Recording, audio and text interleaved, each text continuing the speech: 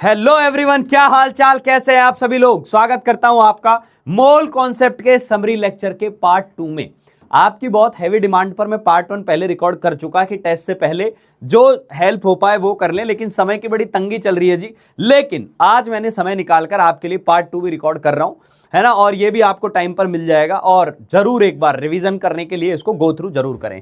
तो देखिए, हमने बातें पढ़ ली थी कि मोल कैसे निकाला जाता है, 3 फंडामेंटल फॉर्मूले जो मोल कॉन्सेप्ट के वो पढ़ लिए थे, मैटर का क्लासिफिकेशन कैसे हो रखा है वो कर लिया था, आइडियल गैस इक्वेशन के बारे में बात कर चुके थे। क्लियर। अब आगे बढ़ते हैं, एब्सोल्यूट डेंसिटी क्या होती है। तो मैं आपको एक बात बता दूं, अब समराइज ही कर रहे हैं अपन। तो डेंसिटी होती है basically mass by volume. Density होती है मास बाय वॉल्यूम। लेकिन ध्यान देना बेटा, डेंसिटी में जिस सब्सटेंस का मास लेते हैं उसी का वॉल्यूम लेते हैं। Mass of substance divided by volume of that substance only. क्योंकि कई बच्चे, आगे मैंने कंसंट्रेशन टर्म्स पढ़ाई है, उसमें स्ट्रेंथ आती है, तो उसमें स्ट्रेंथ में या मास होता है या वॉल्यूम होता है। तो बच्चों को लगता है सर ये भी तो डेंसिटी है ना। नहीं, वहां मास सॉल्यूट का होता है, वॉल्यूम सॉल्यूशन का होता है। बट डेंसिटी में जिसका मास उसी का वॉल्यूम लेते हैं, वही डेंसिटी होती है। तो डेंसिटी का नोटेशन ये होता था और फॉर्मूला m/v आ जाता था, और यूनिट जो है वो क्या आ जाती थी भाई, मास बाय वॉल्यूम आने के बाद ग्राम पर ml या फिर किलोग्राम पर मीटर क्यूब। ग्राम पर ml ये भी होती थी, एक यूनिट किलोग्राम पर मीटर क्यूब भी होती थी। ये डेंसिटी की बातें थी भाई, ये डेंसिटी की बातें थी। और डेंसिटी में कन्वर्जन भी मैंने आपको बताया था कि डेंसिटी की जब भी कन्वर्जन की हम बात करें तो ध्यान देना बेटा, 1 ग्राम पर ml 1000 किलोग्राम पर मीटर क्यूब होता है। ये आपको याद रखना है। 1 ml का वजन 1 ग्राम है तो 1 मीटर क्यूब, अब 1 मीटर क्यूब मतलब ही क्या हो गया बेटा, 1000 लीटर हो गया। तो 1000 लीटर का मतलब क्या हो जाएगा, 1000 किलोग्राम हो जाएगा। सिंपल सी बात है, ये कन्वर्जन था जी। फिर डेंसिटी भी 2 टाइप की होती थी, एक एब्सोल्यूट और एक रिलेटिव। एब्सोल्यूट डेंसिटी जिसका मास उसी का वॉल्यूम। रिलेटिव डेंसिटी यानी किसी एक की डेंसिटी डिवाइडेड बाय दूसरे की density. Density of a substance divided by density of reference substance. ये क्यों जरूरी है, इसकी क्या जरूरत पड़ी, हमें किसी और की तुलना में चीजों को कंपेयर करना है। कि पानी की डेंसिटी 1 होती है जी, तो पानी की तुलना में कोई 2 गुना भारी है, मतलब 2 गुना हैवी डेंसिटी रख रहा है तो उसकी डेंसिटी 2 होगी। पानी की तुलना में 5 गुना डेंसिटी ज्यादा है तो उसकी डेंसिटी 5 हो जाएगी। तो रिलेटिव डेंसिटी 2 टाइप की होती है, if you remember. Solid liquid के लिए रिलेटिव डेंसिटी अलग। अच्छा, इसमें एक बात और बता दूं मैं, ये तो कॉमन फॉर्मूला था एब्सोल्यूट डेंसिटी का, ये कॉमन फॉर्मूला था एब्सोल्यूट डेंसिटी का, है ना। और रिलेटिव डेंसिटी का ये कॉमन फॉर्मूला है कि density of a substance divided by density of reference substance. Reference नीचे लिखते थे। क्या ये बातें याद हैं आपको, क्या ये बातें याद हैं। फिर आती थी रिलेटिव डेंसिटी से रिलेटेड बातें। अब मैं आपको सीधा समराइज करके बता दूं इनको, सीधा इसकी समरी लिख दूं मैं। तो समरी कुछ यूं है, समरी कुछ यूं है बेटा। वेपर डेंसिटी क्या होती थी, density of gas divided by density of hydrogen. In short मैं बात करूं तो डेंसिटी बेटा, डेंसिटी की मैं चर्चा करूं तो डेंसिटी एक्चुअल में क्या है। 2 तरीके की डेंसिटी होती है, एक होती है एब्सोल्यूट, एक होती है रिलेटिव। एक होती है एब्सोल्यूट, एक होती है रिलेटिव। ध्यान से देखेंगे एक एक चीज को, एक होती थी एब्सोल्यूट, एक होती थी रिलेटिव। ठीक है सर, मान लिया। रिलेटिव डेंसिटी यूनिटलेस होती है, क्योंकि ऊपर भी डेंसिटी नीचे भी डेंसिटी। एब्सोल्यूट डेंसिटी डिपेंड करती है किसके लिए बात कर रहे हैं। तो कॉमन फॉर्मूला क्या है, देखो कॉमन फॉर्मूला तो डेंसिटी का कॉमन फॉर्मूला क्या आ जाएगा, मास बाय वॉल्यूम। ये तो हो जाता है common formula, mass by volume. Clear. तो कोई बोले सॉलिड लिक्विड सबके लिए वैलिड है, लेकिन सॉलिड लिक्विड में यूजुअली हम सीधे सीधे ये लगा देते हैं, सॉलिड लिक्विड में ये तो लगा ही देते हैं, मास अपॉन वॉल्यूम डेंसिटी आ जाएगा, ये तो लगा ही देते हैं। साथ के साथ हम गैस की बात करें तो गैस में ये भी लगा सकते हो आप। साथ के साथ मैंने बताया था डेंसिटी एसटीपी पर निकालनी है, तो हम क्या करते थे, मोलर मास डिवाइडेड बाय 22.4। तो यहाँ ग्राम आ जाता था और यहाँ लीटर आ जाता था, क्योंकि मास जो हम लेंगे वो 1 मोल का लेंगे तो मोलर मास के बराबर होगा, और ये आ जाएगा 22.4, तो ग्राम पर लीटर। और गैस के लिए एक और गैस का फॉर्मूला था कि टेम्परेचर प्रेशर कुछ और हो तो डेंसिटी होती थी PM/RT, इफ यू रिमेंबर। ये डेंसिटी का फॉर्मूला था PM/RT। क्लियर। ठीक है सर। रिलेटिव डेंसिटी की जब हम बात करते हैं बेटा, तो रिलेटिव डेंसिटी में वापस से 2 बातें होंगी। कौन कौन सी 2 बातें होंगी, या तो सॉलिड और लिक्विड के लिए बात करें हम, सॉलिड और लिक्विड के लिए हम बात करें तो सॉलिड लिक्विड की हम रिलेटिव डेंसिटी को बोलते थे स्पेसिफिक ग्रेविटी। स्पेसिफिक ग्रेविटी, याद आ रहा है सबको? स्पेसिफिक ग्रेविटी ये क्या होता है? Density of a substance divided by density of water. कितने डिग्री पर? 4 डिग्री पर। क्यों लेते हैं 4 पर? क्योंकि 4 डिग्री पर पानी की डेंसिटी 1 होती है। तो स्पेसिफिक ग्रेविटी में इसको एसजी लिख देता हूं, ये क्या आ जाएगा? डेंसिटी ऑफ सब्सटेंस, जो कि ग्राम पर एमएल में रहा होगा, और पानी का आता है 1 ग्राम पर एमएल। तो कहने का मतलब ये ग्राम पर एमएल से ग्राम पर एमएल कट गया, तो स्पेसिफिक ग्रेविटी डेंसिटी के बराबर ही होती है, पर उसकी कोई यूनिट नहीं होती। और गैस के लिए मैं बात करूं बेटा, गैस के लिए जब मैं बात करूंगा तो गैस के लिए रिलेटिव डेंसिटी में हम पढ़ते हैं बेटा vapour density. Vapour density, vapour density क्या होती है? वेपर डेंसिटी भी रिलेटिव डेंसिटी होती है। किसकी? Density of gas divided by density of hydrogen gas. अब बेटा यहां भी आएगा पीएम अपॉन आरटी और यहां भी आएगा पीएम अपॉन आरटी। ध्यान देना, सेम प्रेशर सेम टेम्परेचर लेंगे तो ये पीआरटी पीआरटी कैंसिल आउट हो जाएगा। ऊपर बचेगा मास ऑफ गैस, नीचे बचेगा मास ऑफ हाइड्रोजन। तो हमारे पास वेपर डेंसिटी का फॉर्मूला सीधे सीधे रटने वाला फॉर्मूला आ जाता है कि मॉलिक्यूलर वेट अपॉन 2। ये वेपर डेंसिटी होती है, और वेपर डेंसिटी की भी कोई यूनिट नहीं होती। ये सारी कहानी डेंसिटी की आपके सामने रखी हुई है। क्लियर? सीधे आते हैं क्वेश्चन पर। स्पेसिफिक ग्रेविटी दी हुई है सर्टेन लिक्विड की 1.8 दी हुई है स्पेसिफिक ग्रेविटी। आपसे पूछा है मास क्या आएगा। पहली चीज, जैसे स्पेसिफिक ग्रेविटी आया, मैंने आपको क्या बोला? स्पेसिफिक ग्रेविटी कुछ नहीं होता, डेंसिटी के बराबर ही होता है। अभी जो भी लिक्विड की बात वो कर रहा है उसकी डेंसिटी क्या आ जाएगी? 1.8 ग्राम पर एमएल आ जाएगी। क्या मेरी बात समझ रहे हो? ध्यान देना, वैसे तो मैं ये लिखूंगा density of liquid divided by density of water, ये लिखूंगा। तो ये मुझे नहीं पता कितनी आ रही है, लेकिन ये तो 1 ग्राम पर एमएल होती है। समझ में आ गई बात? और स्पेसिफिक ग्रेविटी की वैल्यू कितनी दी हुई है? 1.8। तो डेंसिटी मेरे पास क्या आ गई? एक तरीके से 1.8 ग्राम पर एमएल आ गई। क्लियर? मैं तो बोलूंगा बेटा स्पेसिफिक ग्रेविटी का दूसरा नाम डेंसिटी है, बस यूनिट लगा दिया करो। अब आप क्या करोगे? मास पूछा है ना, तो मास क्या आ जाएगा? Volume into density. Volume into density, तो वॉल्यूम है 100 ml और डेंसिटी है 1.8 ग्राम पर एमएल। एमएल से एमएल कट गया, 180 ग्राम आ गया, मास आ गया 180 ग्राम। आंसर आ गया आपके पास बी ऑप्शन। Got it? चलिए जी आगे बढ़ते हैं। एवरेज मॉलिक्यूलर वेट, ये फॉर्मूला काफी एवरेज है, क्योंकि now every one of you know about it, which is very very very simple formula. कि मान लो एक कंटेनर में अलग अलग तरीके की गैस है, अलग अलग तरीके की गैस है, और अलग अलग गैस के मोल्स अलग अलग दिए हुए हैं। किसी गैस के मोल 5 हैं, किसी के 2 हैं, किसी के 3 हैं। तो यार एक गैस का मोलर मास 4 है, हीलियम है, तो एक गैस का मोलर मास 44 है यदि CO2 है। तो सर मिक्सचर का मोलर मास किसका माने? CO2 का माने, हीलियम का माने? नहीं, एवरेज निकालो। तो एवरेज का फॉर्मूला याद हो तो ये फॉर्मूला आता था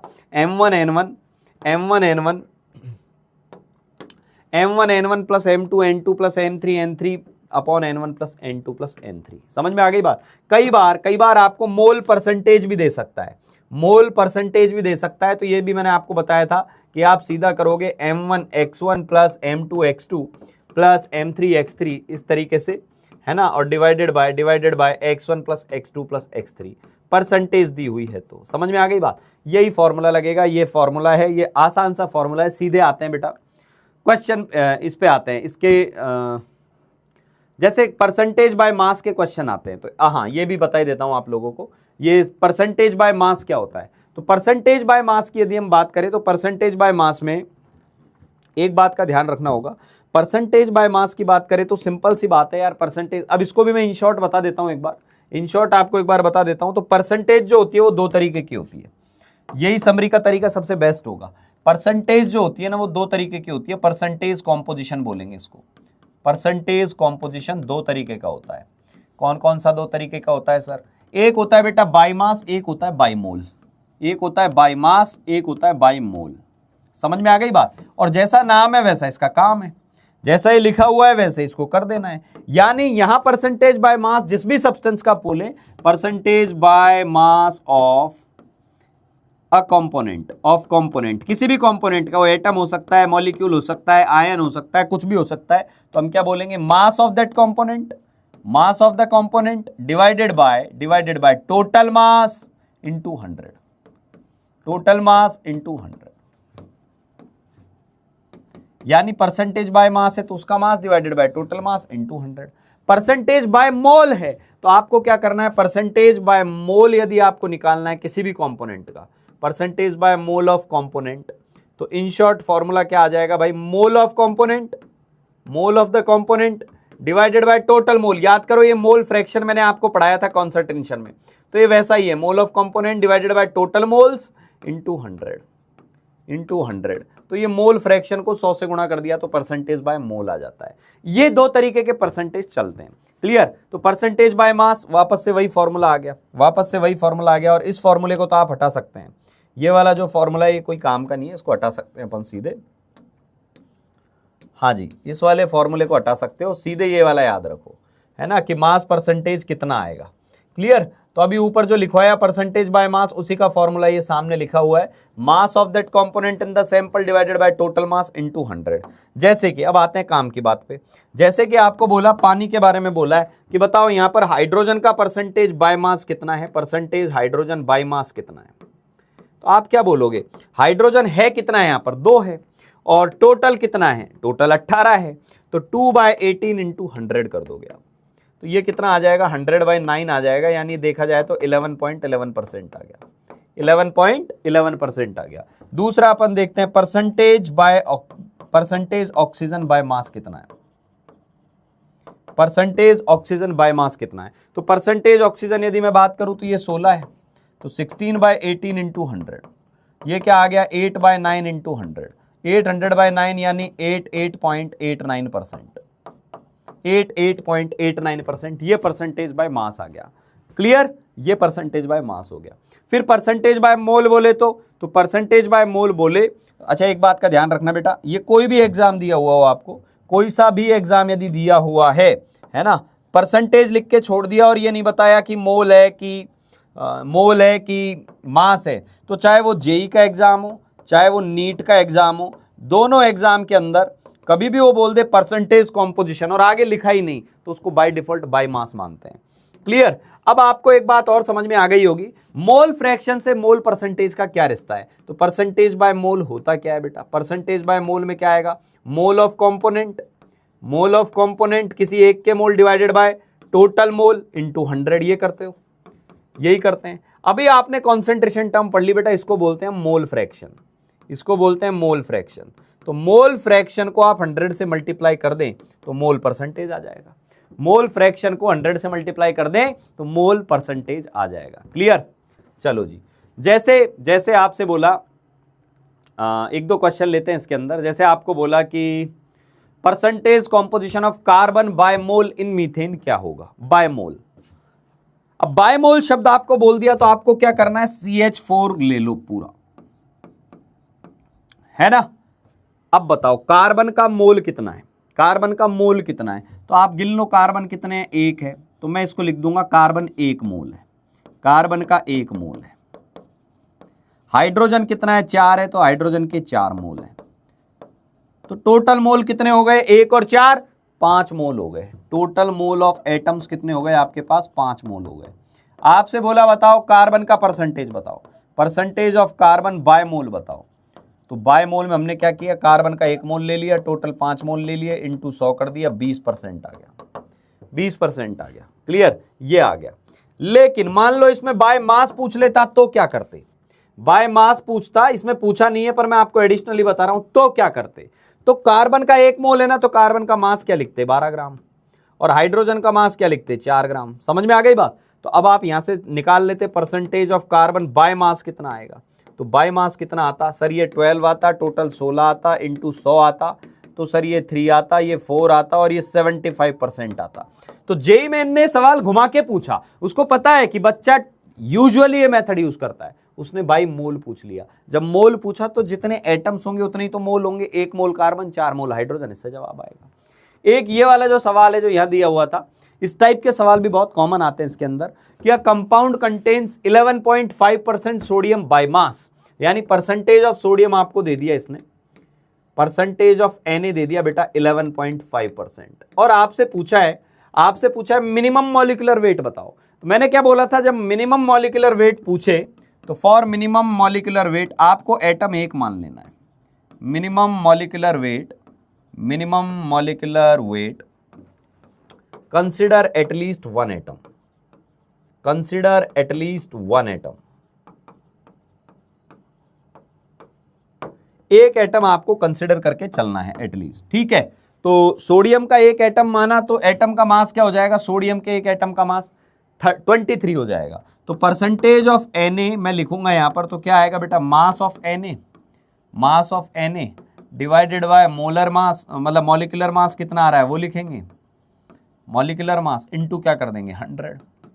तो ध्यान से देखना बेटा, आपको परसेंटेज ऑफ सोडियम जो दिया है, परसेंटेज ऑफ सोडियम वो दिया है 11.5, और मास ऑफ Na कितना है, mass of Na 23, molecular mass पता नहीं कितना है, x मान लिया, 100 आ गया। तो बेटा 11.5 का डबल होता है 23, तो x आ गया 200।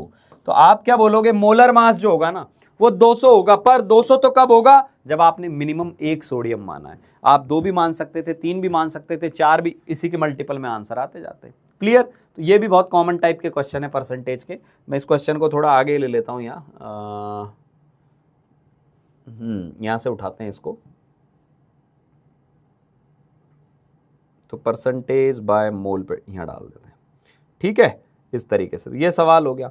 एक सवाल मैंने आपको होमवर्क में देना था, पर अभी मैं बता ही देता हूं, क्योंकि यहां भी होमवर्क दे के जाऊंगा तो अब डिस्कस फिर कब कर पाएंगे। तो ये मैंने आपको होमवर्क में दिया था जब हम लेक्चर में जा रहे थे, पढ़ रहे थे तब। तो compound used in making nylon has 43.8% oxygen by mass. ध्यान देंगे, परसेंटेज ऑफ ऑक्सीजन आपको दिया हुआ है, परसेंटेज ऑफ ऑक्सीजन दिया हुआ है, बाय मास दिया हुआ है, कितना दिया है जी, 43.8% दिया हुआ है, ठीक है। इसके अलावा एक चीज और लिखी है, ऑक्सीजन एटम्स कितने हैं एक मॉलिक्यूल के अंदर, 4 है, 4। तो मास कितना आ गया ऑक्सीजन का, मास ऑफ ऑक्सीजन एटम्स कितना आ गया आपके पास, मास ऑफ ऑक्सीजन एटम्स कितना आ गया, एक एटम का 16 होता है तो 4 का 64 होगा। बहुत बढ़िया। बोल रहा है बताओ 2.92 ग्राम सैंपल ले ले इस कंपाउंड का, तो कितने मोल होंगे। मोल निकालने के लिए मोलर मास चाहिए, और मोलर मास के लिए परसेंटेज बाय मास आपको दिया ही है। तो आप क्या करो, ये फॉर्मूला लगाओ, परसेंटेज दी हुई है 43.8, ऑक्सीजन दिया हुआ है 64, अपॉन x हो जाएगा टोटल मॉलिक्यूल का मास, ये x आ गया। इसको मैं अप्रोक्सीमेटली क्या लिख देता हूं, मैं इसको अप्रोक्सीमेटली 44 लिख दूं, तो x क्या आ गया मेरे पास, 6400 अपॉन 43.8, ये आ गया, ये आ गया, ठीक है। तो मान लो लगभग मैं इसको यदि मान लेता हूं बेटा, इसको यदि मैं लगभग मान लेता हूं 44 है अप्रोक्सीमेटली, 6400 अपॉन 44, 4 से इसको उड़ाऊं तो आएगा 1600 अपॉन 11, तो ये लगभग डेटा मुझे आएगा 146, यानी इस मॉलिक्यूल का मोलर मास कितना है, 146 है। अब तो बात खत्म हो गई, 146 है, तो बताओ इसमें कितने मोल होंगे 2.92 ग्राम में, मोल कितने आ जाएंगे, तो मोल कितने आएंगे बेटा 2.92 डिवाइडेड बाय 146 यानी 0.02 मोल। तो कितने मॉलिक्यूल्स होंगे, तो मॉलिक्यूल्स आ जाएंगे 0.02 Na, यही आंसर होगा जी, यही आंसर होगा। Na के टर्म्स में आंसर देना था, इन टर्म्स ऑफ Na, तो 0.02 Na will be perfect answer. फिर आता है मॉलिक्यूलर फॉर्मूला और एम्पिरिकल फॉर्मूला में क्या अंतर है। तो ऐसे सवाल तो आप बहुत कर चुके हैं, अच्छी खासी प्रैक्टिस कर चुके हैं, बच्चे सवाल कर ले रहे हैं। जितने भी हमने टेस्ट कंडक्ट कराए हैं उसमें जो सवाल दिए जाते हैं उनके अधिकतर बच्चों के आंसर सही है। तो मॉलिक्यूलर फॉर्मूला की यदि मैं बात करूं तो मॉलिक्यूलर फॉर्मूला में क्या आता है, represents exact number of atoms of each element present in one molecule of compound. एक मॉलिक्यूल के अंदर कितने एग्जैक्ट एटम है वो मॉलिक्यूलर फॉर्मूला है। फॉर एग्जाम्पल कल को कोई बोल दे ग्लूकोज, तो C6H12O6, यानी इस ग्लूकोज के मॉलिक्यूल के अंदर सच में कार्बन के 6 एटम है, हाइड्रोजन के 12 एटम है, ऑक्सीजन के 6 एटम है। बहुत अच्छी बात है। मैं बोल दूं बेंजीन, तो बेंजीन के अंदर होता है बेटा C6H6। मैं बोल दूं एसिटिलीन, एसिटिलीन होता है C2H2। ये सब क्या है, ये सारे के सारे मॉलिक्यूलर फॉर्मूला, ये सच्चाई बता रहे हैं। लेकिन एम्पिरिकल फॉर्मूला क्या होता है, ये बताता है बेटा simplest ratio of atoms present in a compound. Simplest ratio क्या होगा, जैसे ग्लूकोज की मैं बात करूं बेटा, यहीं के ग्लूकोज की मैं बात करूं तो क्या आ जाएगा 6, 12, 6 का सिंपलेस्ट रेशियो। सिंपलेस्ट का मतलब जब तक कैंसिल आउट होता जाए करते जाए, 6 से उड़ा दो तो 1, 2, 1 आ जाएगा, अब इससे सिंपलेस्ट नहीं हो सकता, तो क्या आ जाएगा CH2। ये इसका एम्पिरिकल फॉर्मूला है। बेंजीन का क्या आ जाएगा बेटा 6:6, 1:1 यानी CH आ जाएगा, और C2H2 का भी क्या आ जाएगा 2:2 CH आ गया, 1:1 आ जाएगा। समझ में आ गई बात। ध्यान देना, दो डिफरेंट मॉलिक्यूल के एम्पिरिकल फॉर्मूला हमेशा सेम हो, मतलब दो डिफरेंट मॉलिक्यूल के एम्पिरिकल फॉर्मूला सेम हो सकते हैं, but vice versa is not true कि एक ही एम्पिरिकल फॉर्मूला है तो एक एम्पिरिकल फॉर्मूला का एक ही मॉलिक्यूलर फॉर्मूला होगा ना। एक एम्पिरिकल फॉर्मूला के मॉलिक्यूलर फॉर्मूला अलग अलग हो सकते हैं, लेकिन एक मॉलिक्यूलर फॉर्मूला का एम्पिरिकल फॉर्मूला एक ही होगा, यह बताना चाह रहा हूं। समझ में आ गई बात। बेंजीन का एम्पिरिकल फॉर्मूला CH होगा, कुछ और नहीं हो सकता। पर CH जिसका एम्पिरिकल फॉर्मूला है वो बेंजीन भी हो सकता है, वो C2H2 भी हो सकता है। तो ये एम्पिरिकल फॉर्मूला में और इसमें डिफरेंस था। बात ये आती है बेटा, बात ये आती है कि हमें कैसे पता चलेगा कि मॉलिक्यूलर फॉर्मूला की कितनी यूनिट्स हैं, मॉलिक्यूलर फॉर्मूला की कितनी यूनिट्स हैं। फॉर एग्जांपल मैंने आपको बोला, ध्यान से सुनना बेटा, empirical formula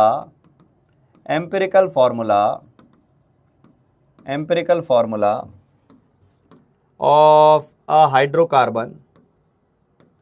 hydrocarbon is CH and vapor density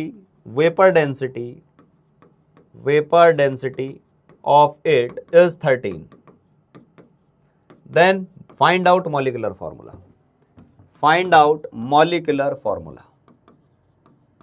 molecular formula बताओ क्या आएगा।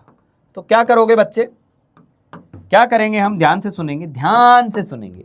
सर हमें एम्पिरिकल फॉर्मूला देते ही हम क्या करते हैं, उसका एम्पिरिकल फॉर्मूला का मास निकालते हैं। तो एम्पिरिकल फॉर्मूला का मास क्या आ गया बेटा, 12 और 1 13 आ गया। यस सर, ध्यान देना, वेपर डेंसिटी अभी पढ़ा है ताजा, वेपर डेंसिटी से हम मॉलिक्यूलर वेट निकाल लेते हैं। मॉलिक्यूलर वेट क्या आ जाएगा, वेपर डेंसिटी इंटू 2, तो ये कितना आ जाएगा, 26 आ जाएगा। ये कितना आएगा, 26 आएगा। यानी एक यूनिट का मास 13 है और मॉलिक्यूल का मास 26 है। यानी कितनी यूनिट्स यूज हो रही होंगी, हम यूनिट्स निकालते थे इफ यू रिमेंबर। तो यूनिट्स कितनी आ जाएंगी बेटा, 26/13 2 आएंगी। तो मॉलिक्यूलर फॉर्मूला क्या आ जाएगा, CH का ट्वाइस आ जाएगा। तो CH का ट्वाइस मतलब क्या बन जाएगा, C2H2। एक तो इस टाइप के क्वेश्चन आते हैं कि एम्पिरिकल फॉर्मूला देके मॉलिक्यूलर फॉर्मूला का आइडिया ले ले। दूसरे एक टाइप के और क्वेश्चन आते हैं कि परसेंटेज कॉम्पोजिशन दे दे और आपसे एम्पिरिकल फॉर्मूला पूछ ले। ध्यान देना, एम्पिरिकल फॉर्मूला एक तरीके से एटम्स का तो रेशियो है ही, मैंने आपको यह भी बोला था ये मास का रेशियो है क्या empirical formula mass of atoms का रेशियो है क्या, ratio of mass of atoms. तो आप लोगों ने बोला था नहीं सर मास का रेशियो तो नहीं है, एटम के मास का रेशियो तो नहीं है। क्यों नहीं है, कल को कोई बोल दे इसका कार्बन का मास तो 12 है, हाइड्रोजन का तो 1 है, तो रेशियो तो 12:1 होना चाहिए था, तो 1:1 है।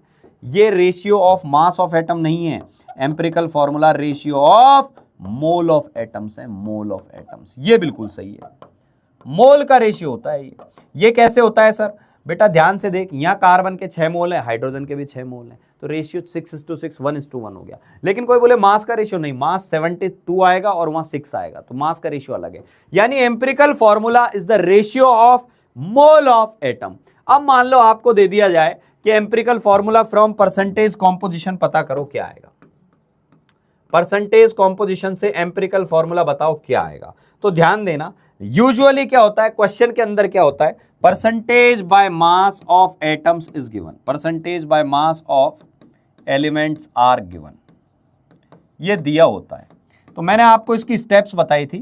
पहली स्टेप क्या थी, टेबुलर फॉर्म में करते थे। सपोज टोटल मास एक तो 100 ग्राम मान लो, टोटल मास 100 ग्राम मान लो,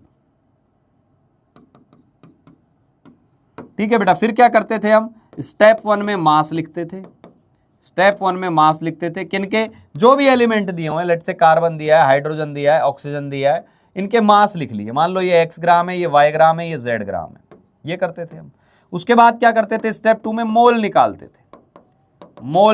थे, कैसे, x/12 y/1 z/16, ये मोल आ गए। ध्यान देना, मोलर मास जब डिवाइड करो तो नीचे एटम के मास से करना। कई बच्चों को ऑक्सीजन 32 याद रह जाता है, वो O2 होता है, O की बात चल रही है। और स्टेप 3 में हम क्या करते थे, फाइंड आउट मिनिमम मोल्स, इन तीनों में से कोई ना कोई मिनिमम मोल आएगा, minimum mole, and divide all moles by minimum mole. याद आ गया। और फिर जो भी रेशियो आता था उसको बोल देते थे ये एम्पिरिकल फॉर्मूला का रेशियो है। चलिए देखते हैं कैसे, सवाल के थ्रू देखते हैं। तो आपको ये रेशियो दिया हुआ है जी, ये रेशियो दिया हुआ है। एक बार सभी लोग खुद से अटेम्प्ट करो, खुद से अटेम्प्ट करेंगे सारे के सारे लोग, खुद से अटेम्प्ट करो। आपको रेशियो गिवन है 40.68% carbon, 5.085% hydrogen and 54.235% oxygen. This ratio is given. अब आपसे बोला है मॉलिक्यूलर वेट 118 AMU है, तो बताइए मॉलिक्यूलर फॉर्मूला क्या होगा जी। चलिए बताते हैं आपको कैसे करेंगे इस सवाल को। तो तो आपने क्या किया सर, इधर कार्बन लिखा, इधर हाइड्रोजन लिखा और इधर ऑक्सीजन लिखा। सबसे पहली स्टेप में मास लिखा। सबसे पहली स्टेप में क्या लिखा? मास लिखा, मास। तो मास कितना आया पहली स्टेप के अंदर? मास आया 40.68 ग्राम, इधर आया 5.085 ग्राम, इधर आया 54.235 ग्राम, ये आया, ये मास आ गया। स्टेप 2 में आप क्या करोगे? मोल निकालोगे। मोल कैसे निकालेंगे? 40.68 डिवाइडेड बाय 12, 40.68 डिवाइडेड बाय 12, तो ये कितना आया बेटा? ये आया 3 से डिवाइड कर दो, ये 4 आ गया, फिर वापस 3 से कर दो तो 10 आ गया, तो 3.39 आया, 3.39 आया। इधर निकाले मोल तो इधर देखते हैं क्या आएगा। तो 5.085 डिवाइडेड बाय इसका मोलर मास 1 होता है, तो ये 5.085 ही आ गया, 5.085 ही आ गया ये। और इधर देखा बेटा तो इधर क्या आ गया? 54.235 डिवाइडेड बाय 16 कर दिया, तो ये भी लगभग 3.38 या 3.39 ऐसा कुछ आ गया।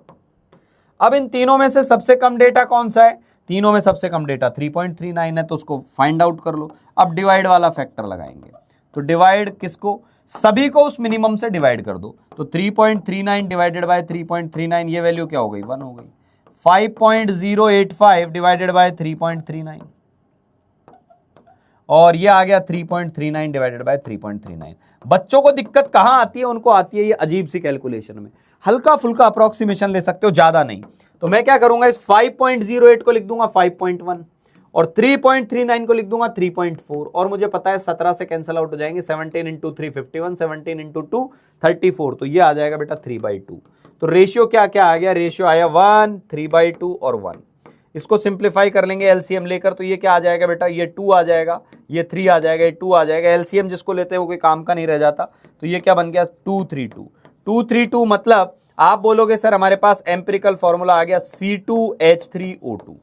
C2H3O2 आपसे मॉलिक्यूलर वेट देके मॉलिक्यूलर फॉर्मूला पूछा है। अब एम्पिरिकल फॉर्मूला का मास निकालेंगे। एम्पिरिकल फॉर्मूला का मास कितना है भाई? एम्पिरिकल फॉर्मूला का मास आ गया बच्चे, एम्पिरिकल फॉर्मूला का मास आ गया 24 + 3 + 32, ठीक है। तो ये कितना आ गया? 59 आ गया। और मॉलिक्यूलर फॉर्मूला का मास कितना दिया हुआ है? 118 दिया हुआ है। तो बेटा साफ दिख रहा है तुझे कि मॉलिक्यूलर फॉर्मूला डबल आएगा इसका। यूनिट कितनी आ गई? 2 आ गई।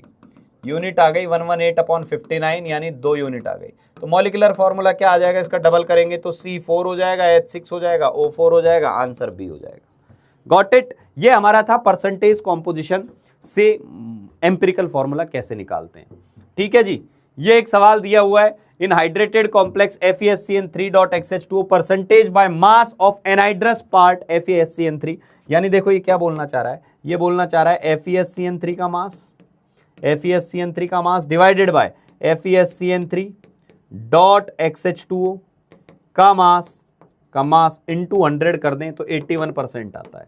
तो बताइए x की वैल्यू क्या होगी? तो बेटा देखो सवाल ने खुद ने दिया हुआ है FeSC का मोलर मास जो दिया हुआ है वो दिया 230, तो ऊपर तो आएगा 230, नीचे क्या आएगा? 230 प्लस XH2O, H2O का 18 होता है तो XH2O का 18x होगा, इंटू 100 कर दोगे 81 आएगा। तो यहाँ से x जब आप निकालेंगे तो बेटा 3 आएगा। x की जब आप वैल्यू पता करेंगे तो 3 आएगा। इस तरीके के सवाल मास परसेंटेज कॉम्पोजिशन के क्वेश्चन है।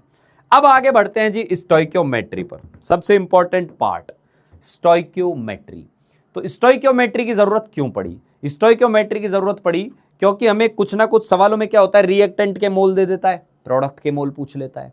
किसी गैस का वॉल्यूम दे देता है, प्रोडक्ट के मोल पूछ लेता है। गैस के मोल दे देता है, प्रोडक्ट का मास पूछ लेता है। मतलब इधर कोई भी क्वांटिटी दे सकता है, मोल, वॉल्यूम, मास, कुछ भी देके प्रोडक्ट के बारे में कुछ भी पूछ लेगा। उल्टा भी हो सकता है, प्रोडक्ट के बारे में कुछ दे देगा, रिएक्टेंट के बारे में पूछ लेगा। तो हमें एक बैलेंस रिएक्शन लिखना बहुत जरूरी हो जाता है। तो स्टोइकियोमेट्री शब्द दो चीजों से आता है, एलिमेंट हो जाता है स्टोइकियो का मीनिंग, और मेट्रो का मतलब होता है मेजरमेंट।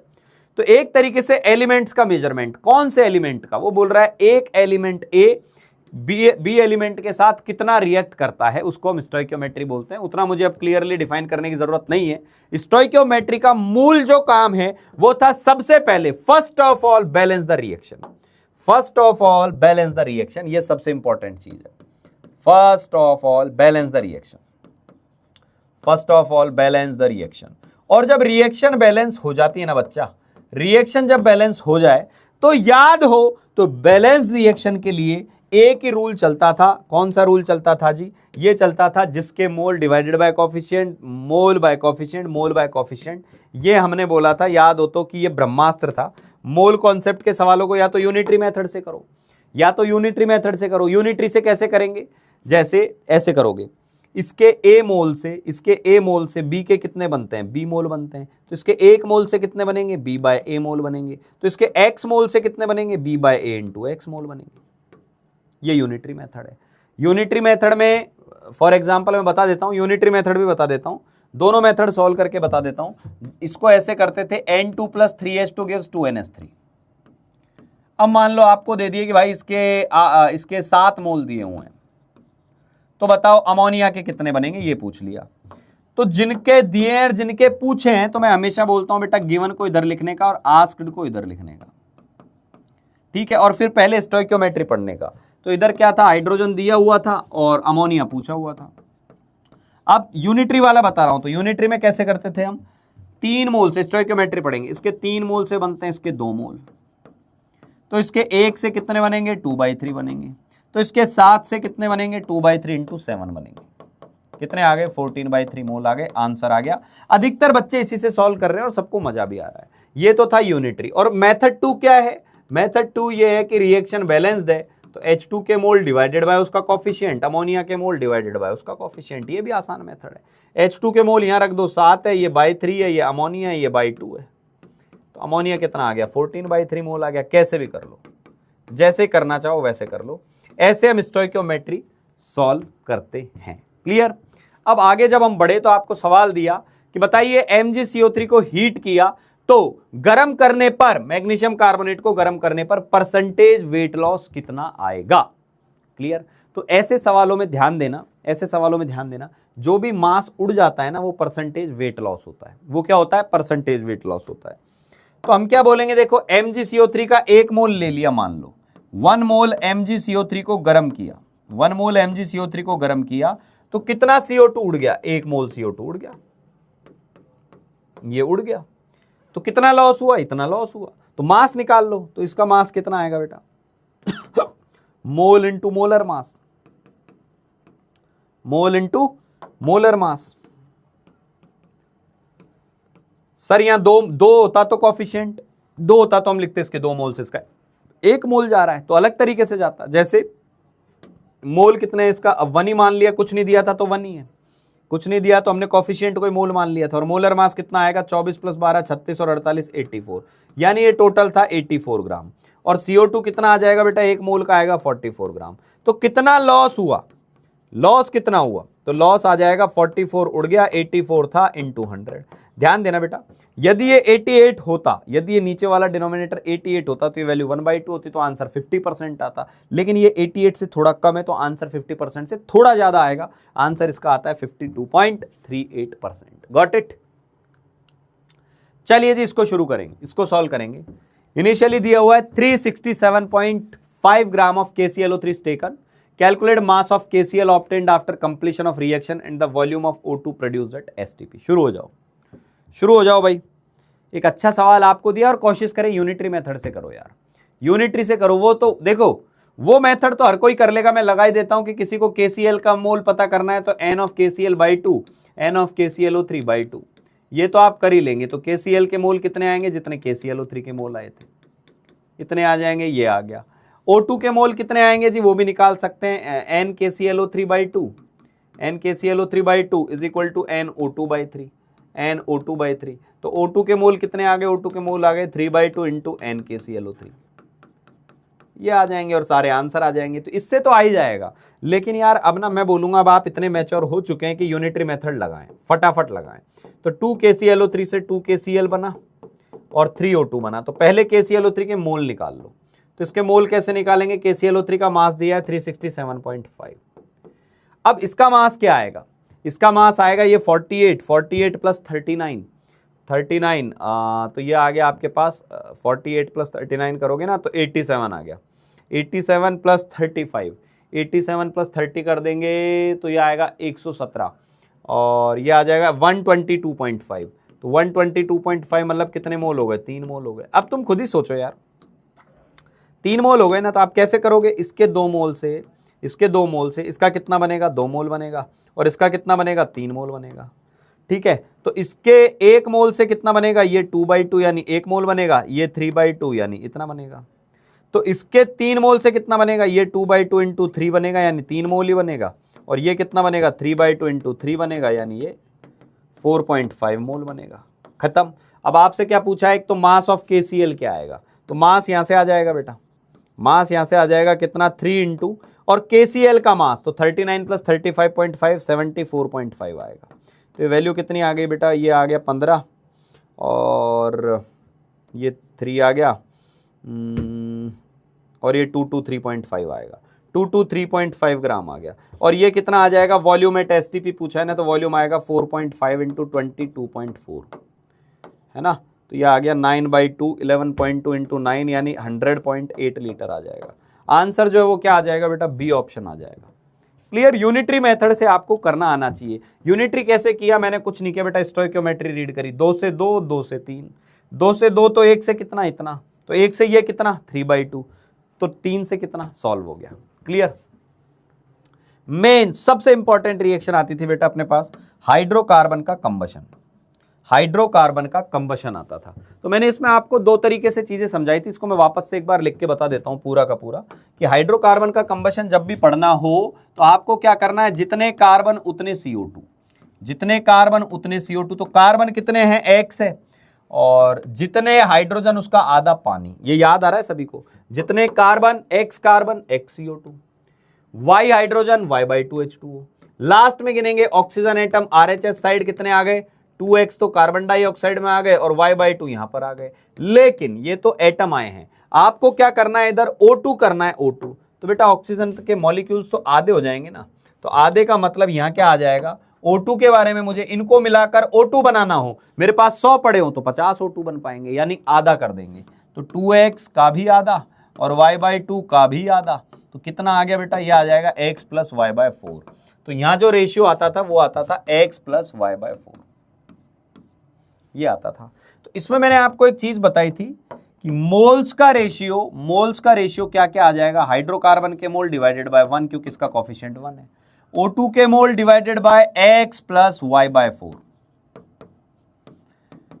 CO2 के मोल डिवाइडेड बाय x, और H2O के मोल डिवाइडेड बाय Y/2, ये एक रिलेशन आता था। और गैस है, फॉर गैसियस स्पीशीज, तो गैस के लिए मैंने एक चीज बताई थी कि वॉल्यूम मोल के प्रोपोर्शनल होता है। तो आप वॉल्यूम का रेशियो भी मोल के रेशियो में लगा सकते हो, यानी वॉल्यूम का कोई रेशियो लिखे कि हाइड्रोकार्बन का इतना वॉल्यूम था, तो आप सीधे वॉल्यूम से भी सॉल्व कर सकते हैं। ये ऐसे हो जाएगा, volume of O2 x plus Y/4, इधर आ जाएगा volume of CO2 divided by x, इधर आ जाएगा volume of H2O divided by Y/2। लेकिन सब गैस होने चाहिए, ये तभी वैलिड है जब सारी चीजें गैस हो। ये हाइड्रोकार्बन का कंबशन था जी। एक इस टाइप के सवाल थे, इससे पहले भी मैं आपको बता दूं, इस टाइप के सवाल करने से पहले मैंने आपको एक चीज और सिखाई थी। क्या सिखाई थी? मैंने सिखाई थी कि मान लो बेटा कल को कोई बोल दे कि बताओ 22 ग्राम CO2 में कार्बन कितना है और ऑक्सीजन कितना है, ऑक्सीजन कितना है। तो मैंने आपको एक चीज पहले ही बता दी थी कि जब भी कुछ भी मास दे दे, आप नॉर्मल CO2 में सोचना कि एक CO2 के अंदर कितना कार्बन है, तो आप बोलोगे कार्बन 12 है। ऑक्सीजन कितना है सर? ऑक्सीजन 16 इंटू 2 32 है। और टोटल कितना है? टोटल 44 है। तो बताइए कार्बन के मास का रेशियो और कार्बन डाइऑक्साइड के मास का रेशियो क्या है? तो आप बोलोगे सर 12/44 है, और ये फिक्स रहने वाला है। यानी 44 ग्राम CO2 में 44 ग्राम CO2 में 12 ग्राम कार्बन प्रेजेंट है। तो कल को कोई बोल दे 88 ग्राम CO2 ले लें, तो हम सीधा बोलेंगे डबल कर दो, 24 ग्राम होगा। 22 ग्राम कर दें, आधा हो जाएगा। तो कैसे करेंगे? तो मैंने बताया था कार्बन के बारे में लिखना है ना, तो कार्बन के बारे में पहले लिखो, रेशियो ये होता है 12/44। तो बताइए 22 ग्राम में कितना होगा? x कर देंगे, तो ये कितना आ जाएगा? 6 ग्राम आ जाएगा जी, कार्बन 6 ग्राम आएगा इसमें।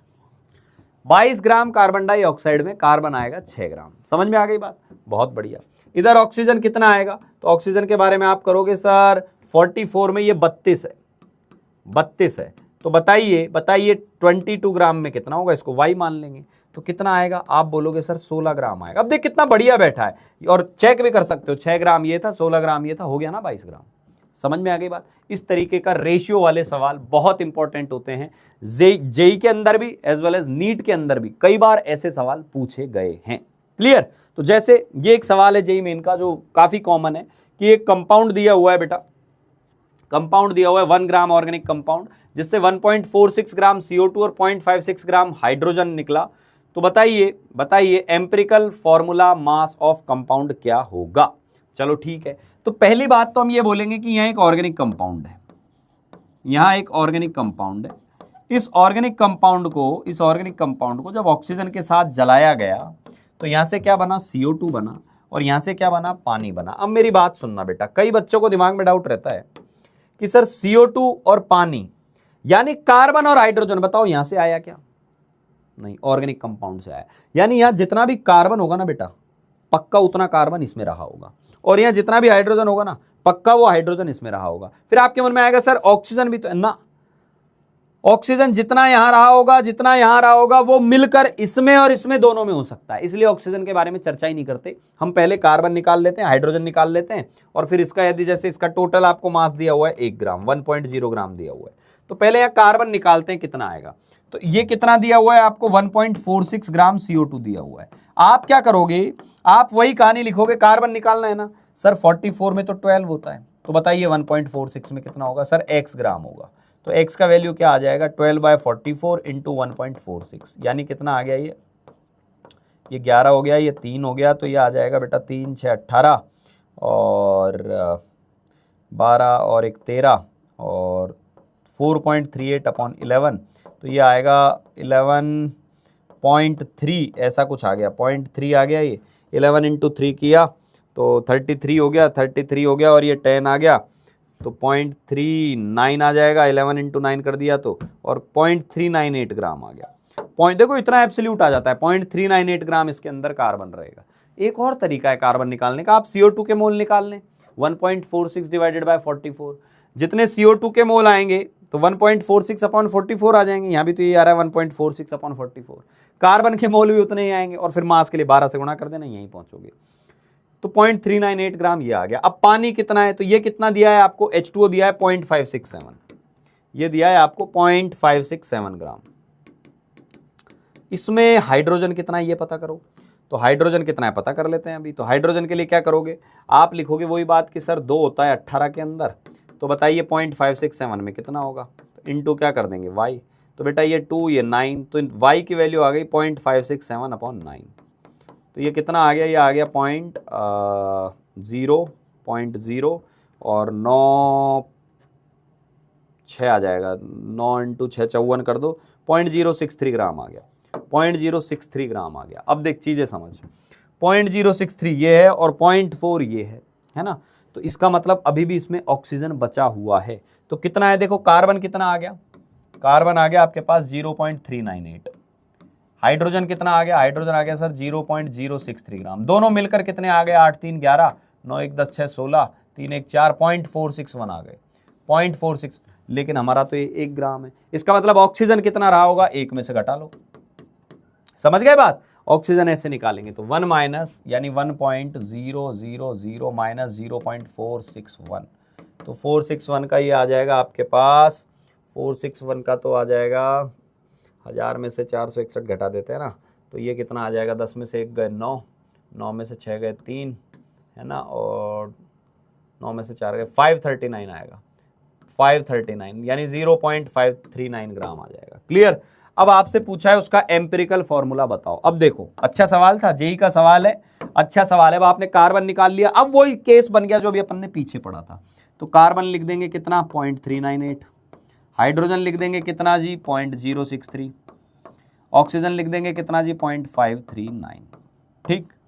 ठीक है भाई। अब देखो, अब देखते हैं सबसे छोटा कौन है, 0.063 है, सबसे छोटा कौन है 0.063 है। तो एम्पिरिकल फॉर्मूला मास पूछा है ना आपसे, ठीक है। तो अब आप क्या करो, ये तो अभी मास आया है तो मोल निकालो।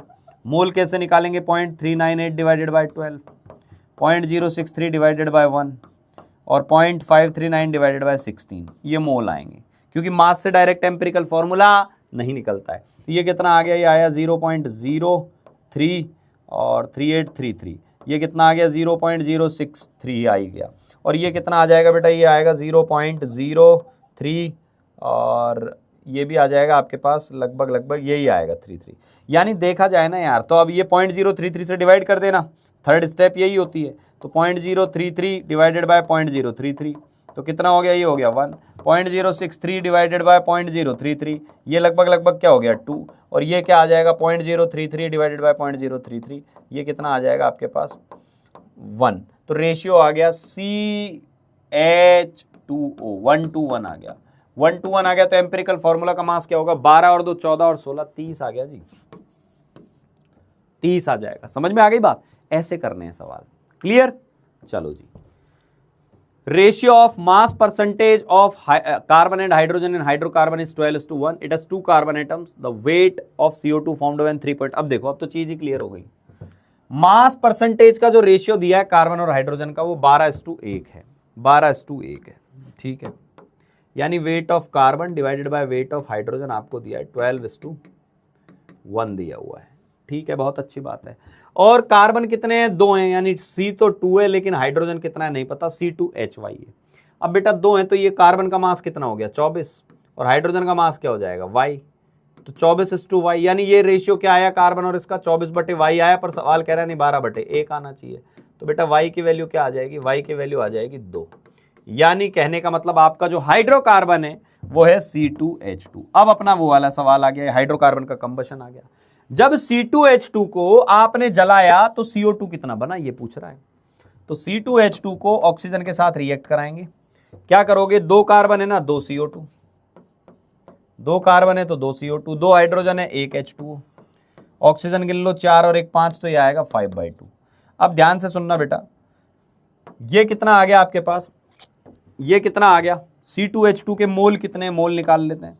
तो इसके मोल आएंगे बेटा 3.38 डिवाइडेड बाय 24 2 26, तो ये आ गए 26 एकम 0.1, 26 एकम 26, 7 8 0.13 मोल आए। 0.13 मोल के लिए CO2 कितना बनेगा, तो 1 मोल से कितना बनता है 2, अब तो कर दूं सीधे यूनिटरी से, 1 से बनता है 2, तो 0.13 से कितना बनेगा 0.13 × 2, यानी 0.26 मोल बनेगा। 0.26 मोल CO2 का मास क्या होगा, तो मास निकाल लेंगे ना, कितना आएगा 0.26 × 44, तो 26 × 4 करें, 26 × 4 करें तो ये आता है 104, और ये 10 आ जाएगा, तो 104 और 10 114, ये आएगा बेटा 2 पॉइंट आ जाएगा, तो 11.44 ग्राम। आंसर आ गया बी ऑप्शन, आंसर आ गया बी ऑप्शन। आप जेई के बच्चे हैं, नीट के बच्चे हैं, जिसके भी बच्चे हैं, है ना, तो जेई वाले तो कर ही रहे, नीट वाले भी जेई मेन का सवाल कर पा रहे हैं। समझ में आ गई बात, इस तरीके से हम हाइड्रोकार्बन के क्वेश्चन सॉल्व करते हैं, बन जाने चाहिए, हर किसी से बनने चाहिए बेटा। चलो जी, ये वाला सवाल देखो, 120 gram of an organic compound that contains only carbon and hydrogen. साफ साफ बोल दिया कि ऑर्गेनिक कंपाउंड जो दिया हुआ है, ये जो ऑर्गेनिक कंपाउंड दिया हुआ है उसमें या तो कार्बन है या तो हाइड्रोजन है, और तीसरी चीज कुछ भी नहीं है। और ये कितना दिया है 120 ग्राम दिया हुआ है। अब इसको नो डाउट ऑक्सीजन के साथ जलाया होगा, तो यहाँ CO2 बना और यहाँ H2O बना। देखो कितना फ्रीक्वेंटली जेईई मेन इस टाइप के सवाल पूछता जा रहा है। तो आपको क्या करना है, ये कितना दिया है CO2, ये दिया है 330 ग्राम, और ये कितना दिया है 270 ग्राम पानी। आपसे पूछ रहा है परसेंटेज ऑफ कार्बन और हाइड्रोजन कितना रहा होगा। तो इसमें कितना कार्बन है ये डिसाइड करेगा, इसमें कितना कार्बन है, इसमें कितना हाइड्रोजन है डिसाइड करेगा, पानी में कितना हाइड्रोजन गया। तो यहां कितना कार्बन है भाई, वही सेम सवाल अभी जो आपको करवाया था कि ये 12/44 होता है, तो 330 ग्राम में कितना होगा जी, x होगा। तो x का वैल्यू क्या आ गया सर, 12 × 330/44, ये आ गया। 11 से उड़ा दो, ये 4 आएगा, ये 30 आएगा, तो ये 90 ग्राम आ गया। 90 ग्राम कार्बन आ गया, 90 ग्राम, मुबारक हो। अब उसको कैलकुलेट ही नहीं करना, जब इसमें बोल रहा है कार्बन 90 ग्राम है तो पक्का हाइड्रोजन कितना रहा होगा, 30 ग्राम रहा होगा, क्योंकि टोटल मिलाकर है ही कार्बन और हाइड्रोजन। तो परसेंटेज कितना आ गया कार्बन का, सर परसेंटेज कार्बन आ गया 90/120 × 100, 75% आ गया। और जब ये 75 है तो दूसरा ये कितना हो जाएगा भाई, 25% होगा, सीधी सी बात है। तो 75 25 25 यानी डी ऑप्शन, 75 and 25% यानी डी ऑप्शन। Got it. फिर से उसी टाइप का एक और सवाल, समरी में भी इतने सवाल लेके आने का पर्पस समझ गए आप। आई थिंक ये बात समझ में आ गई होगी कितना इंपॉर्टेंट है ये वाला पोर्शन। अगेन आप क्या करोगे, 0.492 ग्राम दिए हुए हैं आपको, 0.492 ग्राम ऑर्गेनिक कंपाउंड दिया हुआ है, 0.492 ग्राम ये ऑर्गेनिक कंपाउंड दिया हुआ है, ठीक है भाई। और इससे बन रहा है यहाँ CO2 और यहां बन रहा है H2। अब ध्यान से सुनना, इसके अंदर तो कार्बन भी है, हाइड्रोजन भी, ऑक्सीजन भी है। ये टास्क अब तुम्हें देके जा रहा हूं मैं, ये वाला सवाल पूरा सॉल्व नहीं करूंगा, ये आपको करना है। तो इस यहां 0.492 ग्राम है। जिसको डाउट लगे कि सर इसका सॉल्यूशन कहां है, ऑलरेडी लेक्चर नोट्स में पहले से ही लेक्चर नोट्स का ही सवाल उठा के लाए हूं, लेकिन मैं चाहता हूं कि इस बार आप अटेम्प्ट करें। तो CO2 जो है ना, CO2 वो आपको दिया है 0.793 ग्राम और ये दिया है 0.442 ग्राम, और आपसे पूछा है ऑक्सीजन का परसेंटेज क्या होगा। ध्यान देना, यहां से कार्बन निकलेगा, यहां से हाइड्रोजन निकलेगा और फिर 0.492 में से घटा देना, वो ऑक्सीजन निकलेगा, परसेंटेज निकालना, सॉल्व करना, और यदि हो गया हो तो मैसेज जरूर करना, समरी लेक्चर का क्वेश्चन डन। ठीक है, चलिए जी आगे बढ़ते हैं। फिर आती है इसमें मिक्सचर एनालिसिस। मिक्सचर एनालिसिस की टाइप 3 प्रॉब्लम क्यों लिखी हुई है, अभी तो हटा देता हूं मैं इसको। टाइप 3 का मतलब था बेटा, एक तो LR वाली प्रॉब्लम्स होती हैं, एक तो लिमिटिंग रिएजेंट की प्रॉब्लम्स होती हैं, है ना, एक मिक्सचर वाली प्रॉब्लम होती हैं। तो मिक्सचर वाली प्रॉब्लम्स को कैसे सॉल्व करते थे उस पर चर्चा करते हैं। मिक्सचर वाली प्रॉब्लम्स को कैसे सॉल्व करते थे उस पर चर्चा करते हैं, ठीक है। तो मिक्सचर वाली प्रॉब्लम के लिए ये जगह बना लेता हूं, यहां पे समझाऊंगा इस चीज को। हाँ, मिक्सचर वाली प्रॉब्लम के लिए हम क्या करते हैं भाई, हाँ, मिक्सचर एनालिसिस के लिए हम क्या करते हैं कि मान लो आपको कोई कंटेनर दे दिया, अरे कोई कंटेनर दे दिया, इस टाइप का कोई कंटेनर दे दिया, और कंटेनर के अंदर 2-3 चीजें रख दी आपको, 2-3 चीजें रख दी, A भी है और B भी है इसके अंदर। फिर इसमें क्या करता है, वो कॉमन रिएजेंट मिला देता है, और मान लिया कि ये 50 ग्राम है लेट से, तो आप इसको क्या बोल दोगे, ये X ग्राम है, तो ये कितना होगा बेटा, 50 - X ग्राम होगा। अब क्या करना होता है, आपको A की रिएक्शन भी लिखनी है, रिएक्शन ऑफ A क्या आएगी और क्या प्रोडक्ट बनेगा वो लिख दो, और आपको रिएक्शन ऑफ B भी लिखनी होती है, B की क्या रिएक्शन आई और क्या प्रोडक्ट बना वो लिख दो। तरीका यही होता है। तो एक क्या करते हैं, इनके अंदर 2 या 2 से ज्यादा सब्सटेंस और कॉमन रिएजेंट मिलाते हैं। तो कॉमन रिएजेंट क्या करेगा, इससे भी रिएक्ट करेगा, इससे भी करेगा। पहली स्टेप है मिक्सचर को अलग अलग केमिकल रिएक्शंस को अलग अलग कर दो। दूसरा, number of mole of component, A का X मान लो, B का Y मान लो, या तो X मान लो, Y मान लो, या मैं तो बोलूंगा एक का X है तो दूसरे का गिवन -X हो जाएगा ना, 100 है तो 100 - X आ जाएगा, मास है तो मास, मोल है तो मोल। क्लियर, दोनों को सॉल्व करके प्रोडक्ट की वैल्यू निकाल लो, पक्का सवाल में दे के रखेगा प्रोडक्ट इतना आया, उनको जोड़ देना, बराबर कर देना, रिएक्शन सॉल्व कर लेना। मिक्सचर एनालिसिस के क्वेश्चन ऐसे ही किए जाते हैं। क्लियर क्लियर, चलो जी चलो। फिर आती है कहानी लिमिटिंग रिएजेंट की, फिर आती है कहानी लिमिटिंग रिएजेंट की, कि लिमिटिंग रिएजेंट क्या होता है। ठीक है, लिमिटिंग रिएजेंट क्या होता है इसकी बात करता है वो। ठीक है भाई, तो लिमिटिंग रिएजेंट के लिए क्या करोगे, लिमिटिंग रिएजेंट में जैसे मैंने ये आपको समझाया था कि मान लो यहां अमोनिया बन रही है, यहां अमोनिया बन रही है, इधर से नाइट्रोजन गैस आ रही है, इधर से नाइट्रोजन गैस आ रही है, इधर से हाइड्रोजन गैस आ रही है, इधर से हाइड्रोजन गैस आ रही है।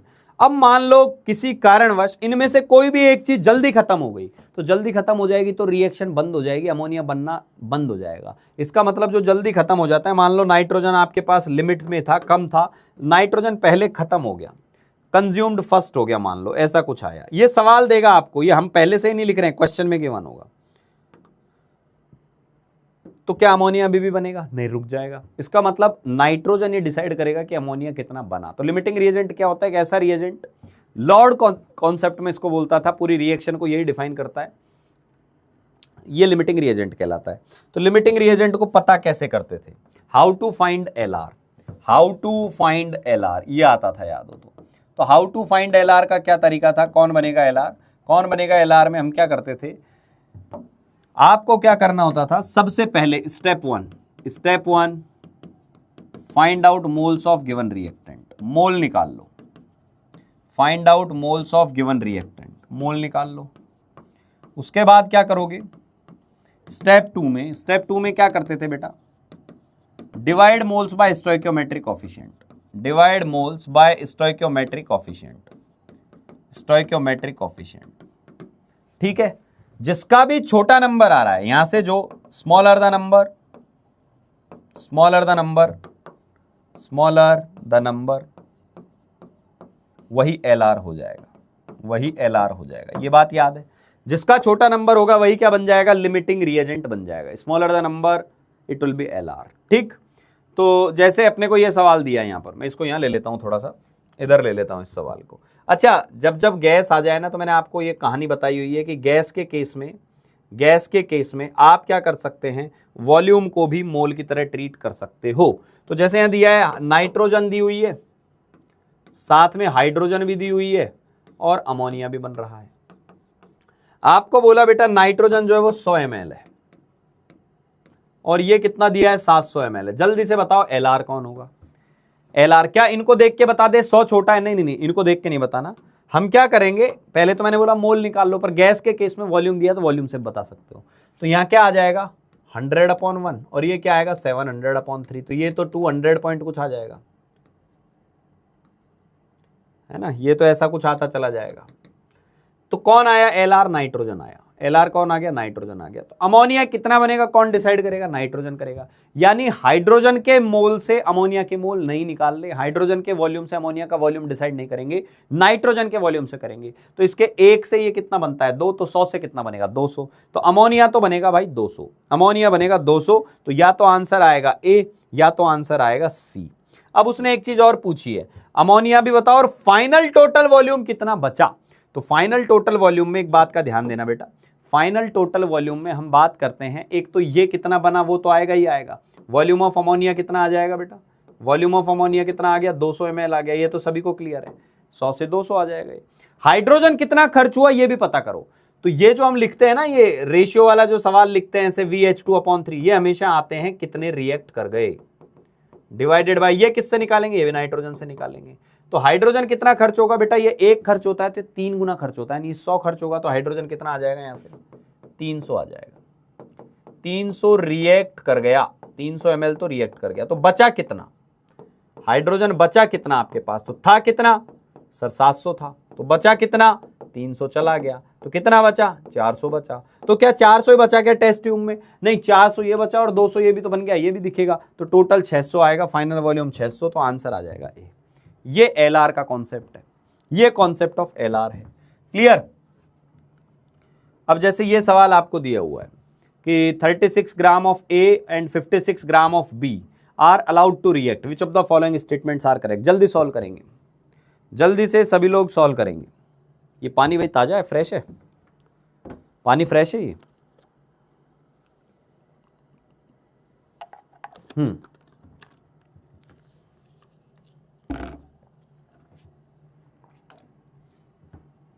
जल्दी स्टार्ट हो जाओ भाई।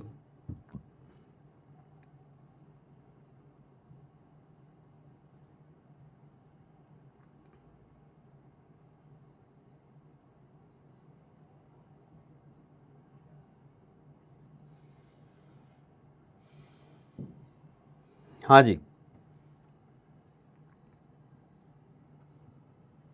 हाँ बेटा कर लिया। कैसे करेंगे, अब देखो पहली बात तो A का मोलर मास 60 दिया हुआ है, B का दिया हुआ है 80, तो AB2 का मोलर मास क्या होगा वो लिख देते हैं। मोलर मास ऑफ AB2 क्या आ जाएगा हमारे पास 60 प्लस ट्वाइस ऑफ 80, तो ये आ जाएगा 220। तो एक ऑप्शन तो यहाँ पहले गलत आ गया, उसने बोला molar mass of AB2 is 140, गलत है ये गलत है। अब लिखते हैं A के मोल कितने, B के मोल कितने, सारी बातें लिख देते हैं, अभी सॉल्व हो जाएगा ये सवाल। तो A प्लस 2B से बना AB2, A के मोल कितने आ गए, A के मोल कितने आ गए, मास दिया है 36/60, तो ये आ गया 0.6 मोल। और इसके B के मोल कितने आ गए 56/80, तो ये कितना आ गया 0.7 मोल। अब LR स्टेप लगाई। LR स्टेप कैसे लगाते हैं, LR स्टेप के लिए हम क्या करेंगे बेटा, LR स्टेप में 0.6/1, 0.7/2, तो ये आ गया 0.35, जो कि छोटा नंबर है, तो यही क्या हो जाएगा LR। यही कौन होगा LR। तो बोल रहा है A लिमिटिंग रिएजेंट है, गलत है, A लिमिटिंग रिएजेंट तो नहीं है, B लिमिटिंग रिएजेंट है। ठीक है, अब B लिमिटिंग रिएजेंट है तो AB2 कितना बनेगा। अब देखो बेटा यहां से ही देख लो, अब मैं लेक्चर में मैंने वो फॉर्मूला लगा दिया था, अब मैं सीधा यूनिटरी से कर रहा हूं। 2 मोल से कितने बनेंगे बेटा? 2 मोल से कितना बनेगा? 1। 1 से कितना बनेगा? 2 से बना 1, 1 से बनेगा 1/2, 0.7 से कितना बनेगा? 0.7/2, 0.35 मोल बनेगा।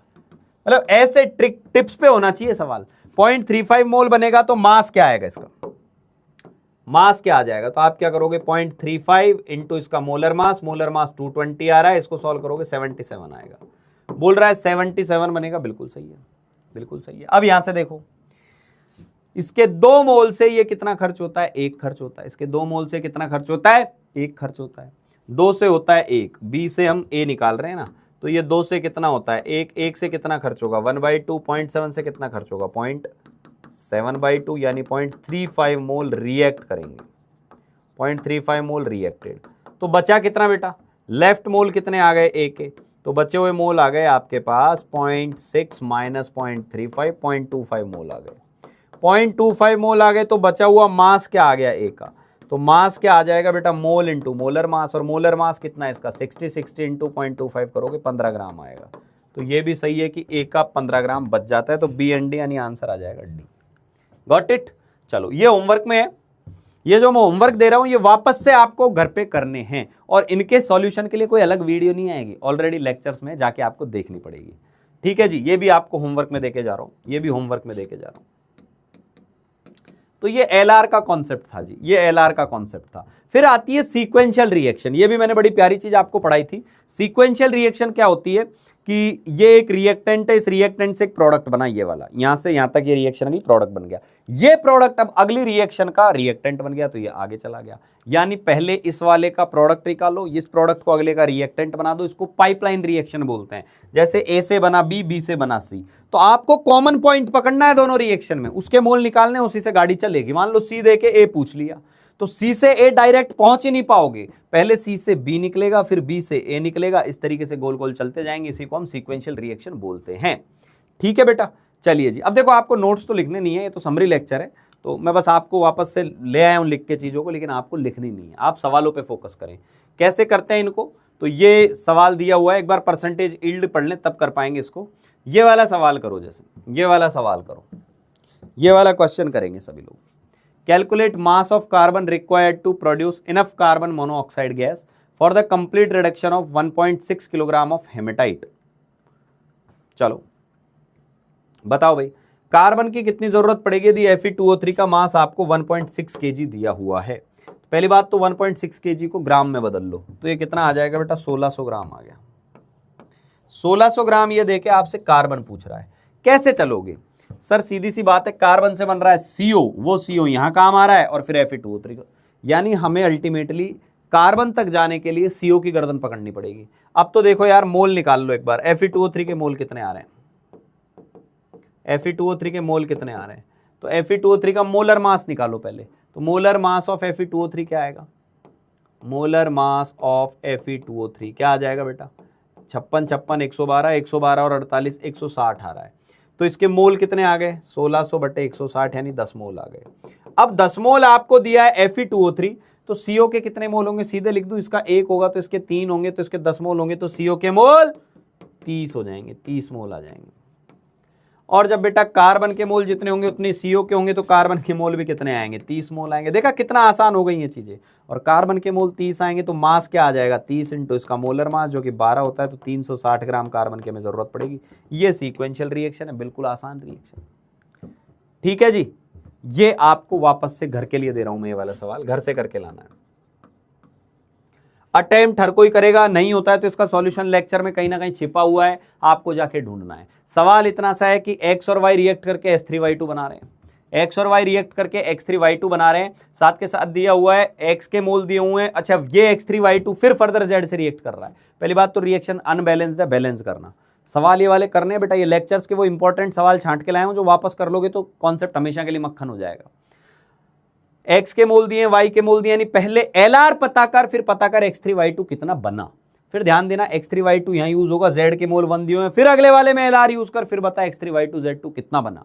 फिर सवाल ने पूछा है final moles of X3Y2 and X3Y2 Z2 after completion of both reaction कितना होगा। इसको सॉल्व करना और तब जवाब देना, मजा आ जाएगा। ठीक है, तो इसमें LR भी है, सीक्वेंशियल भी है, दोनों चीजें हैं। फिर आती है बेटा परसेंटेज यील्ड क्या होती है, परसेंटेज प्योरिटी क्या होती है, परसेंटेज एक्सेस क्या होती है।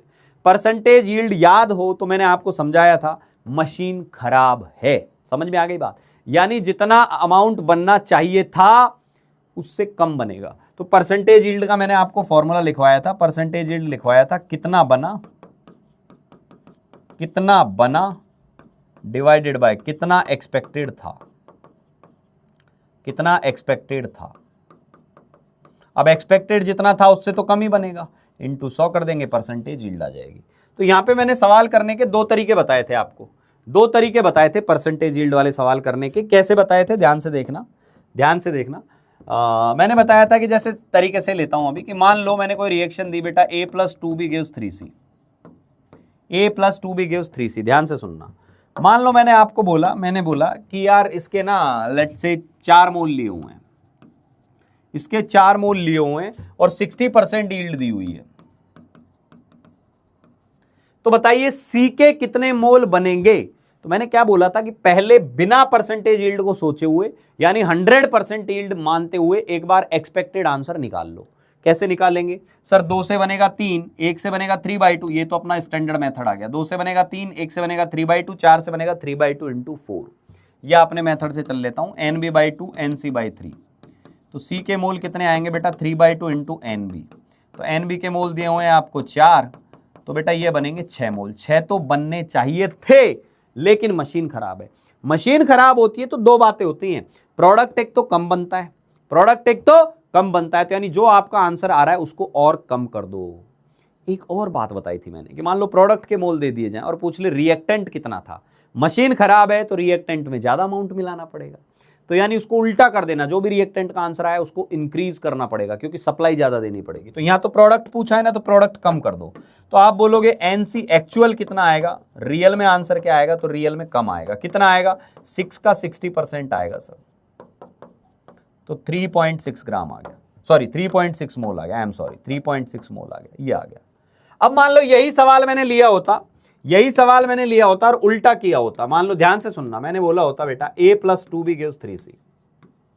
देख तुझे कितना इंटरेस्टिंग तरीके से बता रहा हूं, है ना, a + 2b गिव्स 3c ये दे दिया होता, और मान ले 60% यील्ड है, और तेरे को बोला होता कि इसके 3.6 मोल हैं, 3.6 मोल बने, तो बताओ b के कितने मोल लेके चलने पड़ेंगे।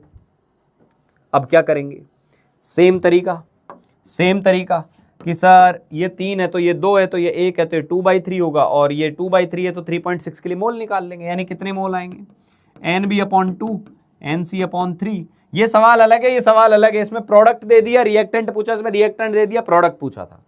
तो NB के मोल कितने आ गए बेटा, NB के मोल आ गए 2/3 इंटू 3.6, ये आ गए 2.4 मोल। क्या ये हमारा आंसर होगा, क्या बी हमें 2.4 लेके चलना चाहिए? भाई 2.4 तो जब लेके चलते जब मशीन 100% सही होती है, अभी खराब है, तो आपको रिएक्टेंट ज्यादा लेके चलना पड़ेगा। 2.4 तो जब लेके चलते जब एग्जैक्ट 3.6 बनते और मशीन पूरी एग्जैक्टली सही होती। अब आपको बोला है नहीं, अब एक्चुअल मोल थोड़े ज्यादा डालने पड़ेंगे, तो कितने डालने पड़ेंगे, तो क्या आप 2.4 का 60/100 कर दें, उल्टा करना 100/60 कर देना, तो ये कितना आ गया भाई, ये 4 मोल आ गया, 4 मोल आ गया। देख ले, वेरीफाई भी कर सकता है, 4 मोल से 3.6 बन रहा था, और 3.6 मोल लेके चलने तो 4 मोल लेके चलना पड़ेगा। यानी रिएक्टेंट को उल्टा कर दो, 100/% यील्ड कर दो, और इसको परसेंटेज यील्ड बाय 100 कर दो, ये परसेंटेज यील्ड होती है। क्लियर? चलो जी, परसेंटेज प्योरिटी की बात करते हैं। तो परसेंटेज प्योरिटी का भी मैंने आपको समझाया था कि परसेंटेज प्योरिटी में जैसे मैंने आपको एग्जांपल दिया था सोडियम बाइकार्बोनेट का, कि बेटा सोडियम बाइकार्बोनेट खरीद के लाओ। आप ले आए सोडियम बाइकार्बोनेट, ले आए, सैंपल दे दिया, यानी उसमें मिट्टी, कंकड़, पत्थर सब कुछ है। आपको बोल दिया भाई साहब 100 ग्राम है। आप कैसे मान लेंगे 100 ग्राम है? आपने आके इसकी कोई रिएक्शन करा दी आपने कि लो सर हमने रिएक्शन कराई, 2NaHCO3 gives Na2CO3 + H2O + CO2, ये रिएक्शन हुई।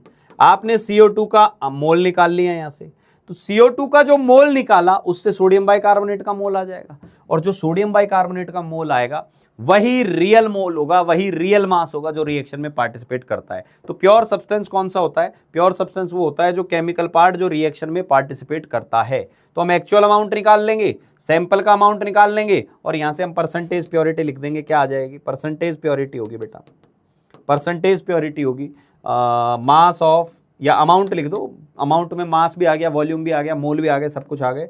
Amount of pure part, amount of pure substance divided by total amount, यानी अमाउंट ऑफ सैंपल इनटू 100। ये परसेंटेज प्योरिटी होती थी। क्लियर है भाई? ये परसेंटेज प्योरिटी होती थी। लास्ट चीज आती है परसेंटेज एक्सेस रिएजेंट। ये भी मैंने आपको समझाया था कि परसेंटेज एक्सेस में हमेशा कैसे निकालना है, आपको समझा ही देता हूं अभी। जैसे मैंने N2 लिया बेटा, और 3H2 लिया, और 2NH3 लिया, 2NH3 लिया। मान लो मैंने बोला बेटा इसके मेरे पास 2 मोल है और इसके मेरे पास 9 मोल है। तो सबसे पहले LR ER पता करेंगे। तो LR कॉन्सेप्ट लगाया तो ये क्या आया 2/1, ये क्या आया 9/3, तो ये 3 आ गया। तो LR कौन आ गया? N2। LR कौन आ गया? N2। अब बेटा N2 का 1 मोल खर्च होता तो हाइड्रोजन का कितना खर्च होता? 3 मोल। N2 का 1 मोल खर्च होता तो हाइड्रोजन का कितना खर्च होता? 3 मोल। अब N2 के 2 मोल खर्च होंगे तो हाइड्रोजन कितना खर्च होगा? 6 मोल। तो हम बोलेंगे H2 खर्च कितना हुआ, रिक्वायर्ड कितना है, रिएक्ट कितना कर गया। तो NH2 रिएक्टेड अपॉन क्या आएगा? 3, और NN2 अपॉन क्या आएगा? 1। तो NH2 रिएक्टेड क्या आया आपके पास? रिक्वायर्ड बोल दो, कितनी आवश्यकता थी बोल दो। तो वो कितना आ गया आपके पास? 3 × 2 आ गया जी, 6 मोल आ गया, 6 मोल रिएक्ट कर गया। तो बचा कितना? NH2 लेफ्ट कितना बचा आपके पास? तो आप बोलोगे सर बचा कितना? 9 में से 6 चला गया, 3 मोल बचा।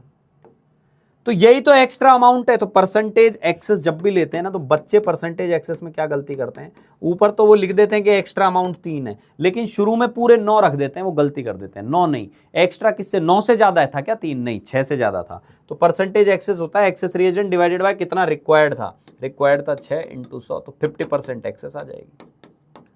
ये होती है परसेंटेज एक्सेस रिएजेंट। मुझे उम्मीद है बेटा तीनों चीजें अच्छे से समझ में आ गई होंगी, है ना। और ये कुछ क्वेश्चंस हैं जिनको मैं अभी करा देता हूं फटाफट। कुछ क्वेश्चंस इनको कराकर फिर हम पीओएसी पे चलेंगे। 2 सवाल मैं बता रहा हूं, 2 आपको करने होंगे, ठीक है। तो एक केमिस्ट है जिसने क्या किया, 12 मोल HCl बनाना है, HCl बनाना है 12 मोल, ठीक है। और इधर ले लिया H2 + Cl2, ठीक है, और इधर से बन गया 2HCl। 75% यील्ड है। अब देखो उसने पूछा क्या है आपसे पूछा है इसके मोल कितने चाहिए होंगे। तो एक बार खुद से जवाब दो, फिर मैं बताता हूं। जल्दी बताओ। रिएक्टेंट पूछा है, यील्ड दे दिए 75%। जल्दी बताएंगे सभी लोग बताएंगे भाई जल्दी से। तो यहां क्या करोगे आप, देखो इसके 12 मोल दिए हुए हैं, तो इसके 12 दिए हुए हैं, तो इसके कितने चाहिए होंगे? आधे चाहिए होंगे, 6 मोल चाहिए भाई। 2 के लिए चाहिए 1, यार कॉफिशिएंट से पता चल जाएगा। 2 के लिए चाहिए 1, तो NH2 कितना आएगा आपके पास? NH2 आएगा 6, लेकिन एक्चुअल में ज्यादा लेके चलना पड़ेगा। क्यों? क्योंकि मशीन खराब है। आप 6 ही लोगे तो 6 से 12 बनने चाहिए थे, पर 12 का 75% ही बनेगा, 9 मोल ही बन पाते फिर वो। तो यानी आपको 6 से ज्यादा लेके चलने पड़ेंगे। तो आप क्या करोगे, 6 × 75/100 मत कर देना, 100/75, 8 मोल लेके चलने पड़ेंगे, 8 मोल। समझ में आ गई बात? तो ये वाला सवाल आप घर से करना बेटा। ये वाला क्वेश्चन अब आपको होमवर्क में करना है। इसमें परसेंटेज प्योरिटी पूछी है, अच्छा इसको छोड़ो, इसको तो मैं बता देता हूं, अगला कर लेना। तो परसेंटेज प्योरिटी में देखो आपसे क्या बोला है, 4 ग्राम इसका सैंपल दिया हुआ है, ये 4 ग्राम सैंपल दिया है और परसेंटेज प्योरिटी पूछी है। तो एक चीज ध्यान रख लो, पहले परसेंटेज प्योरिटी के लिए प्योर अमाउंट कितना है इस 4 ग्राम में से वो निकालो। वो कैसे पता चलेगा? रिएक्शन से। रिएक्शन में CO2 के मोल दिए हुए हैं आपको, कितने? 0.88 दिया हुआ है, 44 से डिवाइड करेंगे 0.02 मोल आ गए। आपको नहीं लगता इसके 0.02 मोल है तो CaCO3 के मोल भी इतने ही आएंगे क्योंकि कोफिशिएंट सेम है। तो कैल्शियम कार्बोनेट के मोल भी कितने आ गए? 0.02 मोल आ गए। तो मास क्या आएगा? तो मास आ जाएगा कैल्शियम कार्बोनेट का 0.02 × 100, दो ग्राम आएगा। लेकिन सैंपल का मास क्या था जी, 4 ग्राम था, तो एक परसेंटेज प्योरिटी का सवाल भी आपके सामने हो गया।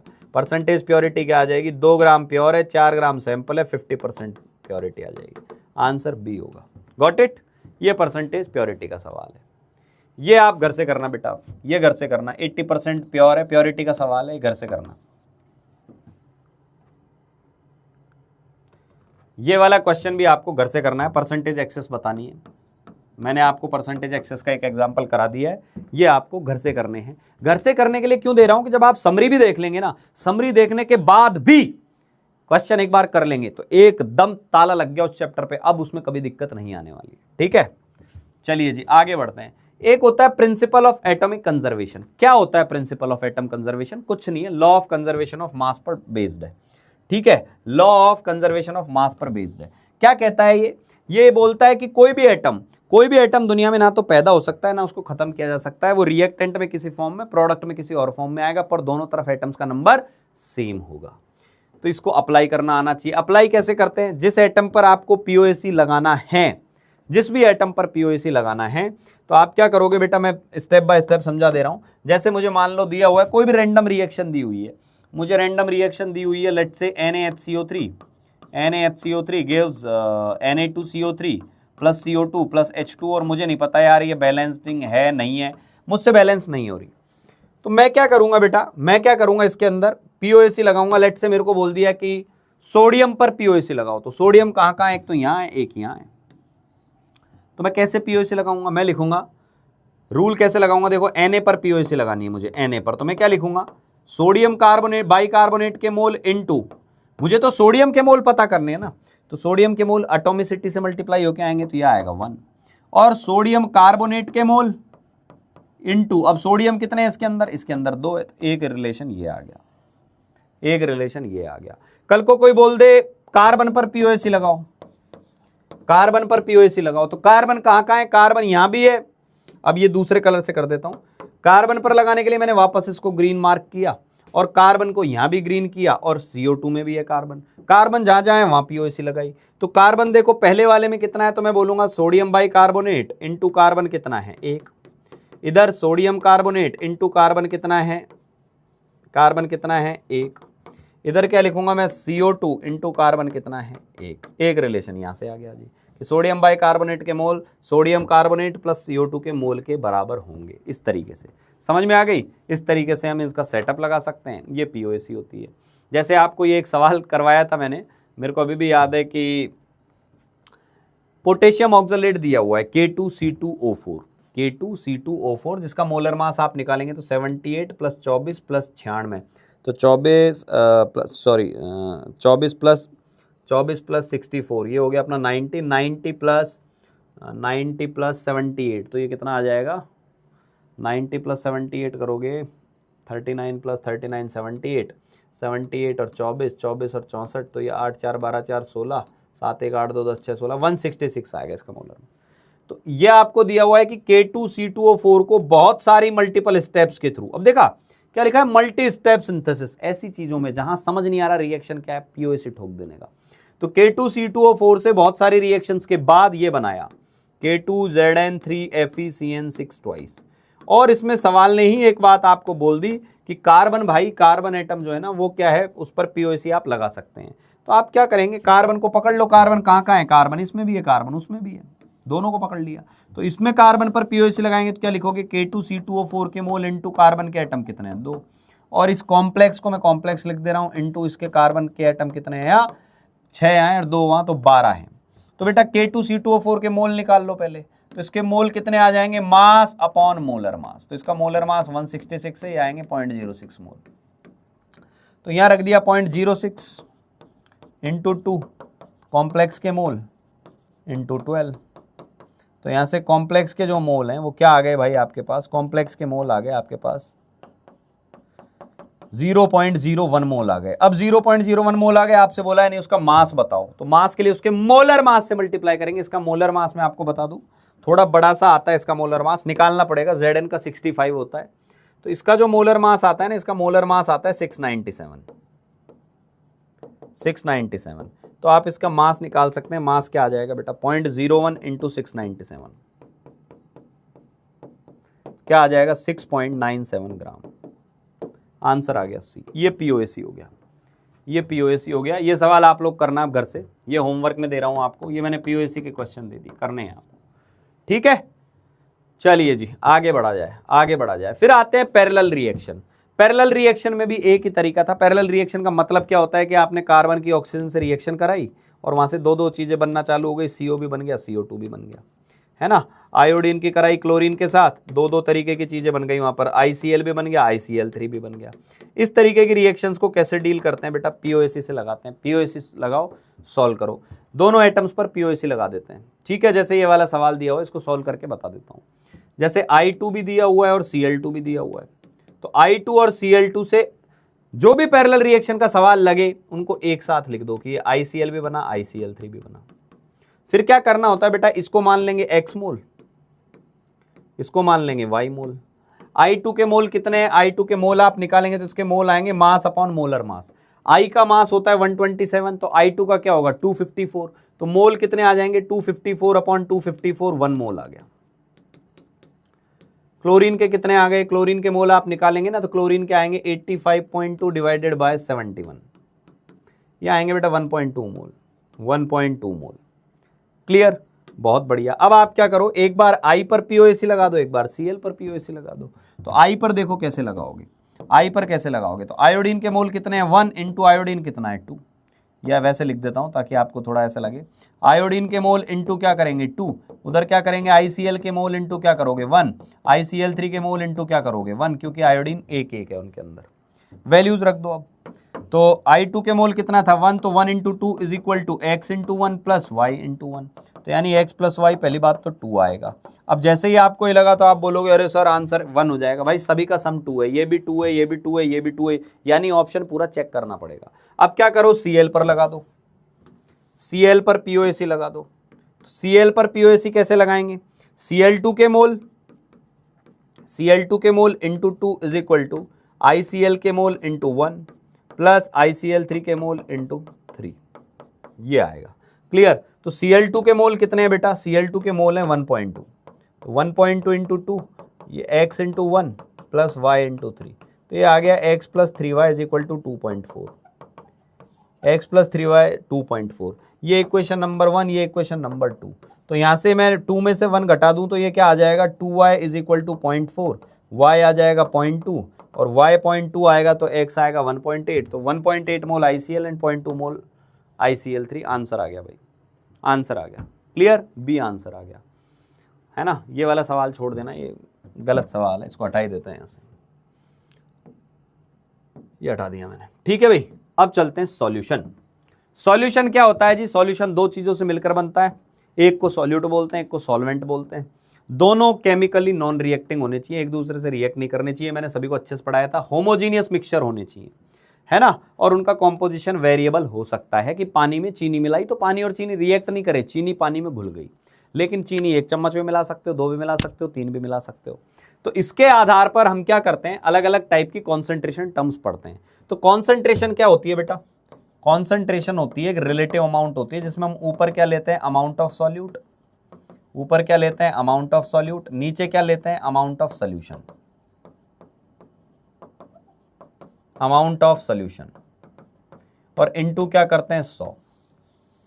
ध्यान देना, एक केस में आप लोगों को याद हो तो एक केस में हम अमाउंट ऑफ सॉल्वेंट भी लेते हैं, किसके लिए, for molality, if you remember, molality के लिए केवल सॉल्वेंट लेते हैं, बाकी सब में हम सॉल्यूशन लेके चलते हैं। क्लियर, अच्छा 100 वो तो हटाओ यार, ये तो परसेंटेज में 100 आता है, यहाँ कोई 100 नहीं आएगा। क्लियर, तो कितनी टाइप की चीजें होती हैं, कुछ होती हैं जो वॉल्यूम पे आता है जिनके अंदर, और कुछ होती हैं जिनके अंदर केवल मास आता है। तो ये सारी बातें मैंने आपको बताई थी। वॉल्यूम वाली कौन कौन सी होती है, एक तो होती है बेटा मोलरिटी, मोलरिटी होती है, मोलरिटी M जो होता है N/V, है ना। इनके फॉर्मूले भी लिख देता हूँ, एक एक को बता ही देता हूँ यहाँ पर, ठीक है। N/V होता है, ठीक है भाई, N/V होता है, और यूनिट आती है मोल पर लीटर में। दूसरी आती है भाई स्ट्रेंथ, दूसरी आती है स्ट्रेंथ, है ना, जो ग्राम पर लीटर होता है। तीसरा आता है हमारे पास, तीसरा आता है परसेंटेज वेट बाय वॉल्यूम। चौथा आता है परसेंटेज वॉल्यूम बाय वॉल्यूम, जिन जिन में वॉल्यूम आ रहा है। एक नॉर्मलिटी भी थी, मैंने आपको बताई थी लास्ट में, नॉर्मलिटी भी एक टर्मिनोलॉजी थी, क्लियर। इधर बात करें तो इधर बेटा मोलालिटी थी स्मॉल m जिसको बोलते थे, मास मतलब वॉल्यूम था ही नहीं इसके अंदर, एक मोल फ्रैक्शन था, इसमें भी मास मोल का काम है, वॉल्यूम का कोई काम नहीं है। तीसरा था परसेंटेज वेट बाय वेट, और एक मैंने बताया था बेटा पीपीएम दिया हुआ और वो भी वेट बाय वेट वाला दिया हुआ हो। तो ये सारी की सारी वॉल्यूम पर डिपेंड नहीं करती, जो वॉल्यूम पर डिपेंड नहीं करती वो टेम्परेचर पर भी नहीं करती। फिर मैंने आपका इंटर कन्वर्जन भी समझाया था कि इनको आपस में बदलना आसान है, इनको आपस में बदलना आसान है, पर इन दोनों को आपस में बदलना हो तो हमें एक चीज की जरूरत पड़ेगी जिसका नाम है डेंसिटी। क्लियर। ये हमारे पास क्लासिफिकेशन था कॉन्सेंट्रेशन टर्म्स का। Got it. ये आपको फॉर्मूले दिए हुए हैं कि मोलरिटी क्या होती है जी, मोल्स पर लीटर होती है, और मैंने सारी बातें लिखा रखी है कि जैसे मान लो मास दिया हुआ हो तो मास अपॉन मोलर मास कर देंगे, वॉल्यूम ml में हो तो 1000 से मल्टीप्लाई कर देंगे, ठीक। और मोलरिटी क्या होती है, एक काम करता हूं मैं सारी टर्मिनोलॉजीज को एक ही उसमें डिफाइन कर देता हूं, एक स्लाइड लेता हूं, सबका रिलेशन वगैरह सब लिख देता हूं, है ना। तो एक काम करते हैं, एक स्लाइड में मैं आपको बताऊंगा कि क्या क्या उनके फॉर्मूले हैं। तो पहली थी मोलरिटी, तो बेटा मोलरिटी का फॉर्मूला क्या होगा, मोलरिटी होती है moles of solute dissolved in 1 litre of solution. तो आप क्या करोगे, यहां लिख दोगे मोल्स ऑफ सॉल्यूट, मैं बी लिखूंगा, वॉल्यूम ऑफ सॉल्यूशन किसमें, लीटर में, ये आ जाएगा। दूसरा क्या फॉर्मूला आ जाएगा, moles of solute divided by volume of solution, लेकिन ml में ले लिया, इनटू 1000 कर देंगे, ठीक है। तीसरा मोल पता करने हो तो मोलरिटी इनटू वॉल्यूम कर देंगे। ये तो मोलरिटी से रिलेटेड फॉर्मूले हो गए, ये मोलरिटी से रिलेटेड फॉर्मूले हो गए। दूसरा क्या था, मोलालिटी भी नहीं, स्ट्रेंथ। दूसरा था आपके पास स्ट्रेंथ, पढ़ाई थी मैंने दूसरी। स्ट्रेंथ क्या होती है, सॉल्यूट का मास 1 लीटर सॉल्यूशन में कितना घुला हुआ है, ये 1 लीटर में कितने मोल घुले हुए था, और तो यहां क्या आ जाएगा, mass of solute divided by volume in litre, यही आएगा भाई। तो इसमें और इसमें देखा जाए तो कोई अंतर ही नहीं है, क्लियर। और स्ट्रेंथ निकालनी हो तो क्या मैं बोल सकता हूं कि स्ट्रेंथ में मास आ रहा है और मोलरिटी में मोल आ रहे हैं, तो स्ट्रेंथ ज्यादा होगी, कितनी ज्यादा होगी, मोलरिटी इंटू मोलर मास होगी, ये स्ट्रेंथ होती है जी, ये स्ट्रेंथ का फॉर्मूला आ गया था। क्लियर। ऐसे करके एक एक कॉन्सेंट्रेशन टर्म लिख दे रहा हूं आपके सामने। फिर तीसरी मैंने आपको पढ़ाई थी मोलालिटी, तो मोलालिटी क्या होती है बेटा, मोलालिटी अकेली कॉन्सेंट्रेशन टर्म है जिसमें ऊपर सॉल्यूट के मोल और नीचे सॉल्वेंट का मास आता है केजी में। ध्यान देना, मोलालिटी होती है moles of solute, mass of solvent. मान लो ग्राम में दिया हुआ है तो 1000 से गुणा कर देंगे। ये मोलालिटी के फॉर्मूले थे। यूनिट क्या आएगी, मोल पर केजी। यहां यूनिट क्या आएगी, मोल पर लीटर। ये मोलारिटी और स्ट्रेंथ थी। साथ के साथ एक इंटर कन्वर्जन फॉर्मूला और था। इंटर कन्वर्जन फॉर्मूला काफी इंपॉर्टेंट फॉर्मूला था, और मैंने आपको इंटर कन्वर्जन का तरीका बताया था। इंटर कन्वर्जन का तरीका क्या बताया था कि स्टेप 1 में आपको क्या करना है, define the given concentration term,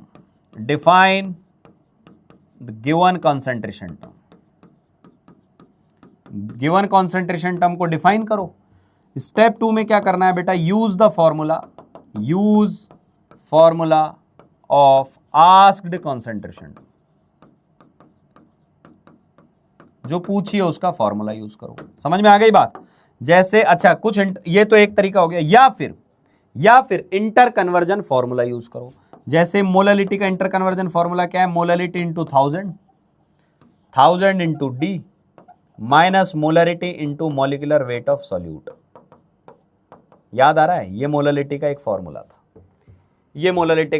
था। यानी ये स्क्रीन पे मोलालिटी और उनका क्या रिश्ता है वो लिखा हुआ है। क्लियर। तो इनसे रिलेटेड कुछ क्वेश्चन करते हैं, बाकी की कॉन्सेंट्रेशन टर्म थोड़ा आगे डिफाइन करते हैं। ठीक है भाई। तो मोलालिटी मैंने डिफाइन करी थी, ये होगी ये वाली बात। तो मोलारिटी बताइए 200 ग्राम आपको टोटल मास दिया हुआ है, सॉल्यूशन दिया। आसान चीज है यार, बहुत आसान चीज है। देखो टोटल मास दिया हुआ है, यानी सॉल्यूशन का मास दिया है, सॉल्यूशन की डेंसिटी दी हुई है। मैं सीधा लिख रहा हूं, weight of weight of solution 200 gram, density of solution 1.25 ग्राम। क्या मैं वॉल्यूम पता कर सकता हूं भाई? वॉल्यूम पता कर सकता हूं। वॉल्यूम क्या आ जाएगा? Mass upon density. Yes sir. तो 200 अपॉन 1.25, इसको सॉल्व किया, ये आया 160 ml। इतना वॉल्यूम आ गया। सॉल्यूशन का वॉल्यूम आ गया भाई मेरे पास, सॉल्यूशन का वॉल्यूम आ गया। और मेरे पास सॉल्यूट के मोल दिए हुए हैं, कितना? 20 ग्राम दिया है ना, तो 20/40 कर देंगे, 0.5 मोल आ जाएंगे। आपसे पूछा है मोलरिटी बताओ, मोलरिटी बताओ। तो मोलरिटी क्या आ जाएगी बच्चे? Mole of solute divided by volume of solution. ध्यान देना, इनटू 1000 करना पड़ेगा क्योंकि वो ml में है। इसको जब आप सॉल्व करोगे तो ये 1 0 से 1 0 गया, ये आया 50/16, ये वैल्यू आ जाएगी 3.125 मोलर। आंसर आ जाएगा बी। Got it? चलिए जी, ये अब घर से करना है आपको, ये होमवर्क आ गया अब आपका। ठीक है, 20 ग्राम NaOH दिया है, सॉल्यूशन की डेंसिटी दी हुई है। ध्यान देना, मोललिटी पूछिए, मोललिटी। और ये सवाल बन जाए तो लास्ट में एक बार मैसेज जरूर कर देना कि अब समरी भी मक्खन, चैप्टर कंप्लीटली मक्खन, सब खत्म, दोबारा कहीं से पूछ लो, सवाल बन जाएगा। ठीक है भाई, ये रिलेशन मैं आपको पढ़ा ही चुका, मोलरिटी, मोललिटी का रिलेशन अभी अभी पढ़ाया था मैंने। मोललिटी क्या होती है? Molarity into 1000 divided by 1000 into D minus molarity into molecular weight of solute. बताया ही था, अभी बताया है पीछे। ठीक है भाई, इसके बाद आए डेंसिटी दी हुई है। ये सवाल घर से करना है बेटा, मैंने करवा रखा है। ये कन्वर्जन वाला सवाल है, आपको होमवर्क में करना है। ठीक है, ठीक है जी, ये वाला सवाल करने की जरूरत नहीं है, ये इस जैसा सवाल अपन ने किया हुआ है ऑलरेडी। चलो जी, स्ट्रेंथ मैंने आपको बताई दी, स्ट्रेंथ बताई दी, तो स्ट्रेंथ हटा दो, ये हटा दो। इसके बाद अब चलते हैं अपन इस पर, मोल फ्रैक्शन पर। मोल फ्रैक्शन क्या होता है? तो मोल फ्रैक्शन के बारे में भी मैंने आपको समझाया था कि कंटेनर के अंदर अलग अलग सब्सटेंस के मोल दे देंगे आपको। जैसे ये कंटेनर दिया और आपको बोला कि इसमें 2-3 तरीके की चीजें हैं साहब, ए भी है, बी भी है, अलग अलग है, जो भी है, मतलब ये सब भरे पड़े हैं इसके अंदर। आपसे बोला ए के मोल जो है वो कैपिटल एन है, बी के जो मोल है वो स्मॉल एन है। तो बताइए मोल फ्रैक्शन ए का क्या होगा? तो क्या जवाब दोगे? ए के mole divided by total mole, A के mole divided by total mole. यानी एक्स से क्या आ गया? एक तरीके से एक्स से आ जाएगा मेरे पास n upon n plus small n. ये ए का मोल फ्रैक्शन आ गया। कोई बोले बी का मोल फ्रैक्शन बताओ, तो बी के mole upon total mole, B के मोल अपॉन टोटल मोल। तो एक्स बी क्या आ जाएगा बेटा? एक्स बी आएगा, बी के मोल क्या है? स्मॉल एन, टोटल मोल क्या आ जाएंगे? N plus N. एक चीज और बताई थी मैंने कि X A plus X B कर देते हो तो X A plus X B 1 आएगा। जैसे परसेंटेज का सम 100 आता है, ऐसे फ्रैक्शन का सम 1 आता है। दूसरा, एक्स ए अपॉन एक्स बी कर देंगे तो, एक्स ए अपॉन एक्स बी कर देंगे तो, इसको इससे डिवाइड करोगे तो दोनों का डिनोमिनेटर सेम है, डिवाइड करोगे डिनोमिनेटर तो कैंसल आउट हो जाएगा, केवल क्या बच जाएगा? ए के मोल अपॉन बी के मोल। ये मोल फ्रैक्शन होता है जी, ये मोल फ्रैक्शन होता है। ठीक है, जैसे आपको बोला 20 ग्राम NaOH है, तो NaOH 20 ग्राम है, ध्यान से सुनना। NaOH आपको दिया हुआ है 20 ग्राम और सॉल्यूशन दिया है 56 ग्राम।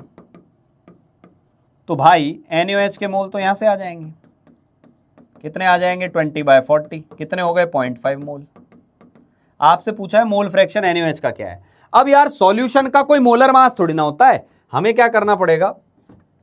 हमें पता करना पड़ेगा पानी कितना है, सॉल्वेंट कितना है, H2O कितना है। तो कितना आ जाएगा? 56 में से 20 घटा दो जी, 36 ग्राम आएगा। तो पानी के मोल कितने आ जाएंगे? पानी के मोल आ जाएंगे आपके पास 36 बटे मोलर मास होता है 18, 2 मोल आ गए। तो एक्स ऑफ NaOH क्या आएगा? एक्स ऑफ NaOH क्या आ जाएगा भाई? मोल फ्रैक्शन ऑफ NaOH आपके पास आएगा, NaOH के मोल यानी 0.5 अपॉन 0.5 प्लस 2, 0.5 अपॉन 2.5, 1/5, 1/5 मतलब 0.2, 0.2 मतलब सी आंसर आ गया। अब NaOH का 0.2 है ना, पानी का पक्का 0.8 रहा होगा। अब आया relation between molality and mole fraction, कि क्या रिलेशन आएगा। तो मैं आपको एक बात बता दूं बेटा, एक बात बता दूं, मैंने आपको पहले भी समझाई थी ये वाली चीज कि एक को मान लो m है, तो m मोललिटी गिवन है, तो मैं क्या लिखूंगा? m mole of solute is present in 1000 gram of solvent. तो मुझे यहां से देखो सॉल्यूट के मोल मिल गए m मोल, सॉल्वेंट के मोल मिल गए, कितने आ गए सॉल्वेंट के मोल? 1000 upon molecular weight of solvent, molecular weight of solvent. अब मुझे लिखना हो एक्स भी, बताओ क्या आएगा, एक्स भी क्या आएगा, तो मैं क्या लिखूंगा, mole of solute upon mole of solute plus mole of solvent, ये लिखूंगा, यही तो लिखूंगा भाई। हाँ सर यही लिखोगे। मेरे को लिखना हो एक्स से क्या होगा, एक्स से यानी सॉल्वेंट का मोल फ्रैक्शन क्या होगा, तो सॉल्वेंट का आएगा 1000 upon molecular weight, 1000 upon molecular weight of solvent divided by m plus 1000 total mole आ जाएंगे। समझ में आ रही है वाली बात। मोल ऑफ सॉल्वेंट वो रहे, टोटल मोल ये रहे। अब मैं दोनों को डिवाइड कर दूं तो रिलेशन आ जाएगा। देखो कैसे आएगा, ये m plus 1000 bye molecular weight इससे पूरा कट जाएगा। तो इसको मैंने क्या लिखा, एक्स बी को एक्स बी रहने दिया, एक्स ए को नीचे वाले एक्स ए को मैंने 1 माइनस एक्स बी कर दिया। तो यहां ऊपर क्या बचा, मोललिटी, नीचे क्या बचा 1000, ऊपर क्या बचा मॉलिक्यूलर वेट ऑफ सॉल्वेंट। ये रिलेशन आ गया जी। तो भूल भी जाओ तो रिलेशन एस्टेब्लिश कर सकते हो। ये रिलेशन है, ये रिलेशन है। इस पर बेस्ड ये सवाल है, इसको करना भाई, ये आपको करना है, ठीक है। ये भी एक शानदार क्वेश्चन होमवर्क में जिसमें सारी चीजें आ गई, मोलरिटी, मोललिटी, स्ट्रेंथ, ये सारे लेक्चर नोट्स के सवाल हैं। लेकिन ये वो सवाल हैं जिनको आप पूरा लेक्चर नोट्स ना करके इनको भी कर ले जाएंगे और ये बन गए तो आपका काम बन जाएगा। अब आते हैं परसेंटेज कॉन्सेंट्रेशन टर्म्स पे। यार परसेंटेज कॉन्सेंट्रेशन टर्म 3 तरीके की होती है। परसेंटेज कॉन्सेंट्रेशन टर्म 3 तरीके की होती है। जब वो बोलता है परसेंटेज वेट बाय वेट, तो आपको क्या करना है, आपको लिखना है weight of solute, weight of solution यानी ए प्लस बी दोनों का मास इंटू 100। इसको बोलते हैं परसेंटेज बाय मास। मान लो आपको लिख दिया 25% W/W ऑफ कुछ भी लिख दिया, इथेनॉल लिख दिया, तो आप इसको रीड कैसे करेंगे, आप इसको रीड करेंगे 25 ग्राम इथेनॉल है 100 ग्राम सॉल्यूशन में, 100 ग्राम सॉल्यूशन में। ये दो बातें आपको पता होनी चाहिए, एक तो फॉर्मूला और एक इसकी डेफिनेशन। ये परसेंटेज वेट बाय वेट है। ऐसे ही परसेंटेज वेट बाय वॉल्यूम क्या होगा, ऊपर आएगा वेट ऑफ सोल्यूट ग्राम में और वॉल्यूम आएगा सॉल्यूशन का। लेकिन यहां ध्यान देना ये ml में आता है, ml में आता है ना। ये डब्बा पूरा नहीं बनाते हैं अभी, इतना बना देते हैं। तो मान लो आपको लिख के दे दिया 20% weight by volume of NaOH, तो इसका क्या मतलब है, इसका क्या मतलब जाएगा, इसका मतलब जाएगा 20 ग्राम NaOH is present in 100 ml solution. Clear. Similarly एक परसेंटेज और रहती है जिसको मैं यहां बना देता हूं, परसेंटेज वॉल्यूम बाय वॉल्यूम। हालांकि ज्यादा काम आती नहीं है, तो आप क्या करेंगे, volume of solute divided by volume of solution यानी सॉल्यूट सॉल्वेंट दोनों का सम इनटू 100 कर देंगे, परसेंटेज वॉल्यूम बाय वॉल्यूम आएगा। अब देखो वॉल्यूम बाय परसेंटेज की बात जब करते हैं तो 100 से मल्टीप्लाई करते हैं, लेकिन 100 की जगह में ले लूं 10⁶, तो यही सारी चीज क्या बन जाएगी, पीपीएम। ये बन जाएगा पीपीएम बाय वेट, ये बन जाएगा पीपीएम वेट बाय वॉल्यूम, ये बन जाएगा पीपीएम वॉल्यूम बाय वॉल्यूम। तो ये लास्ट टर्म आ जाती है जी पार्ट्स पर मिलियन, तो इसमें 10⁶ से मल्टीप्लाई करना है। अब मोलरिटी और परसेंटेज वेट बाय वॉल्यूम का क्या रिलेशन है, मोलरिटी और परसेंटेज वेट बाय वॉल्यूम का क्या रिलेशन है। तो देखो भाई फिर से वही बात, आप क्या करोगे, मान लो मोलरिटी m है तो उसका क्या मतलब है, m mole of solute is present in 1000 ml of solution, m mole of solute is present in 1000 ml of solution. तो परसेंटेज वेट बाय वॉल्यूम में,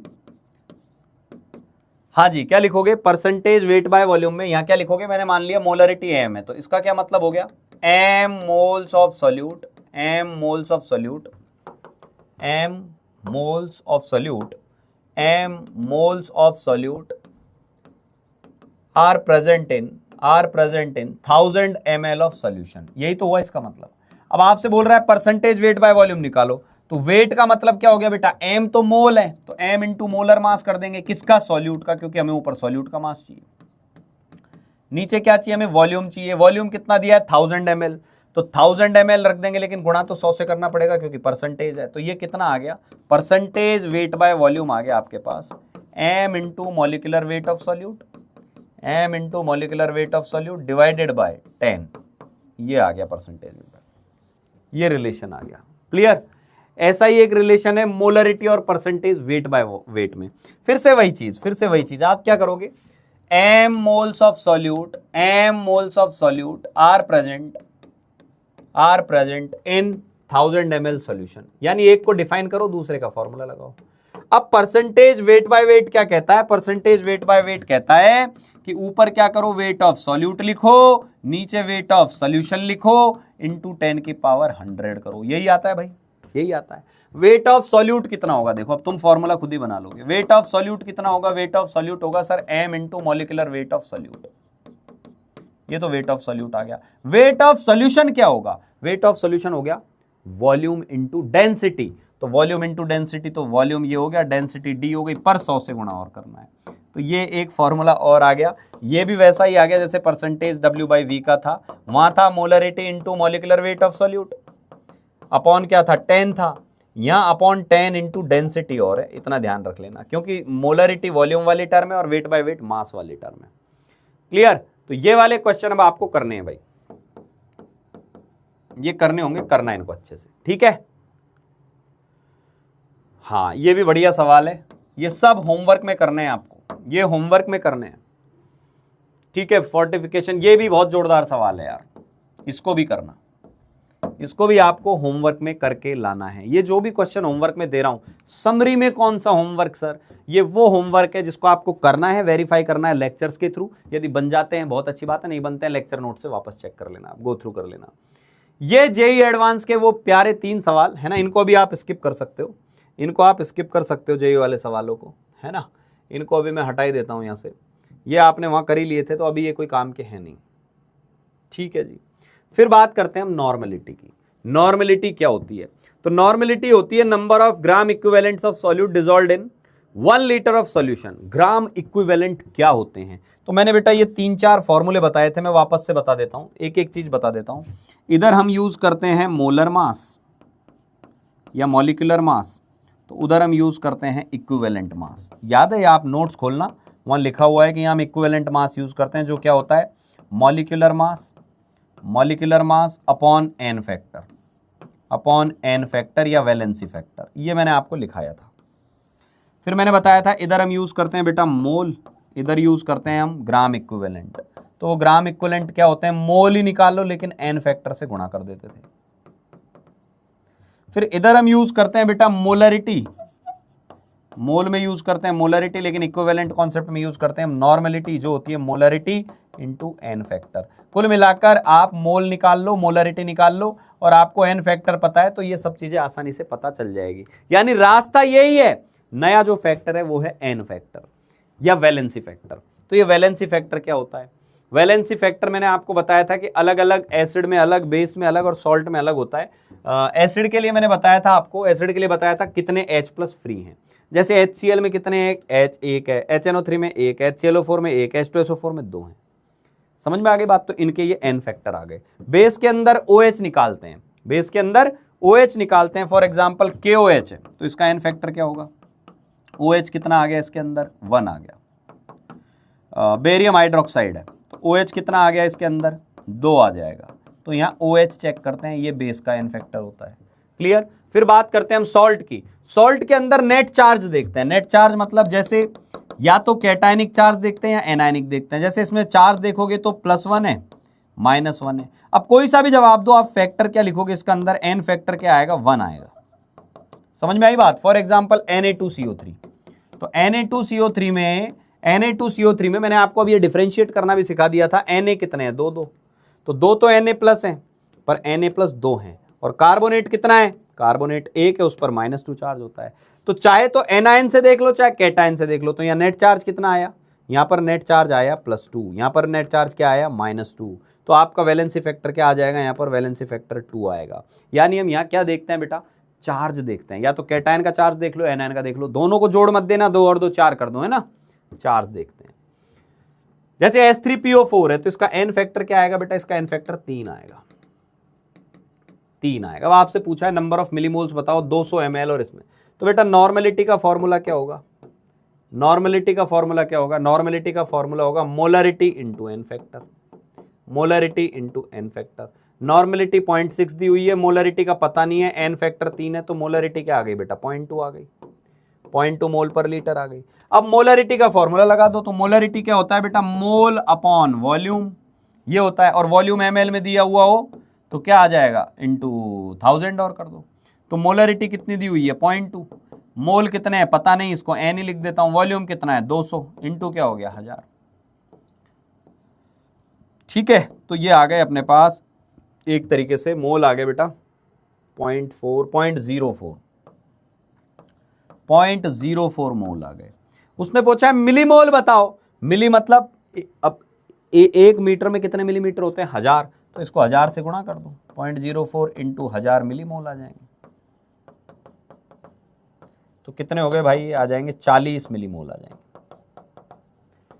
तो ध्यान देना इसमें कुछ नया नहीं है, आपको नॉर्मलिटी शब्द यूज कर दे, एन फैक्टर पे जाना है, सवाल सॉल्व हो जाएगा। फिर आता है concept of dilution and mixing. Dilution में आपको एक बात बताई थी बेटा कि डाइल्यूशन के अंदर क्या होता है, अमाउंट ऑफ सॉल्यूट चेंज नहीं होता, क्योंकि आपने ये सॉल्यूशन लिया, पानी भरा हुआ है, इसके अंदर शुगर भरी हुई है, शुगर।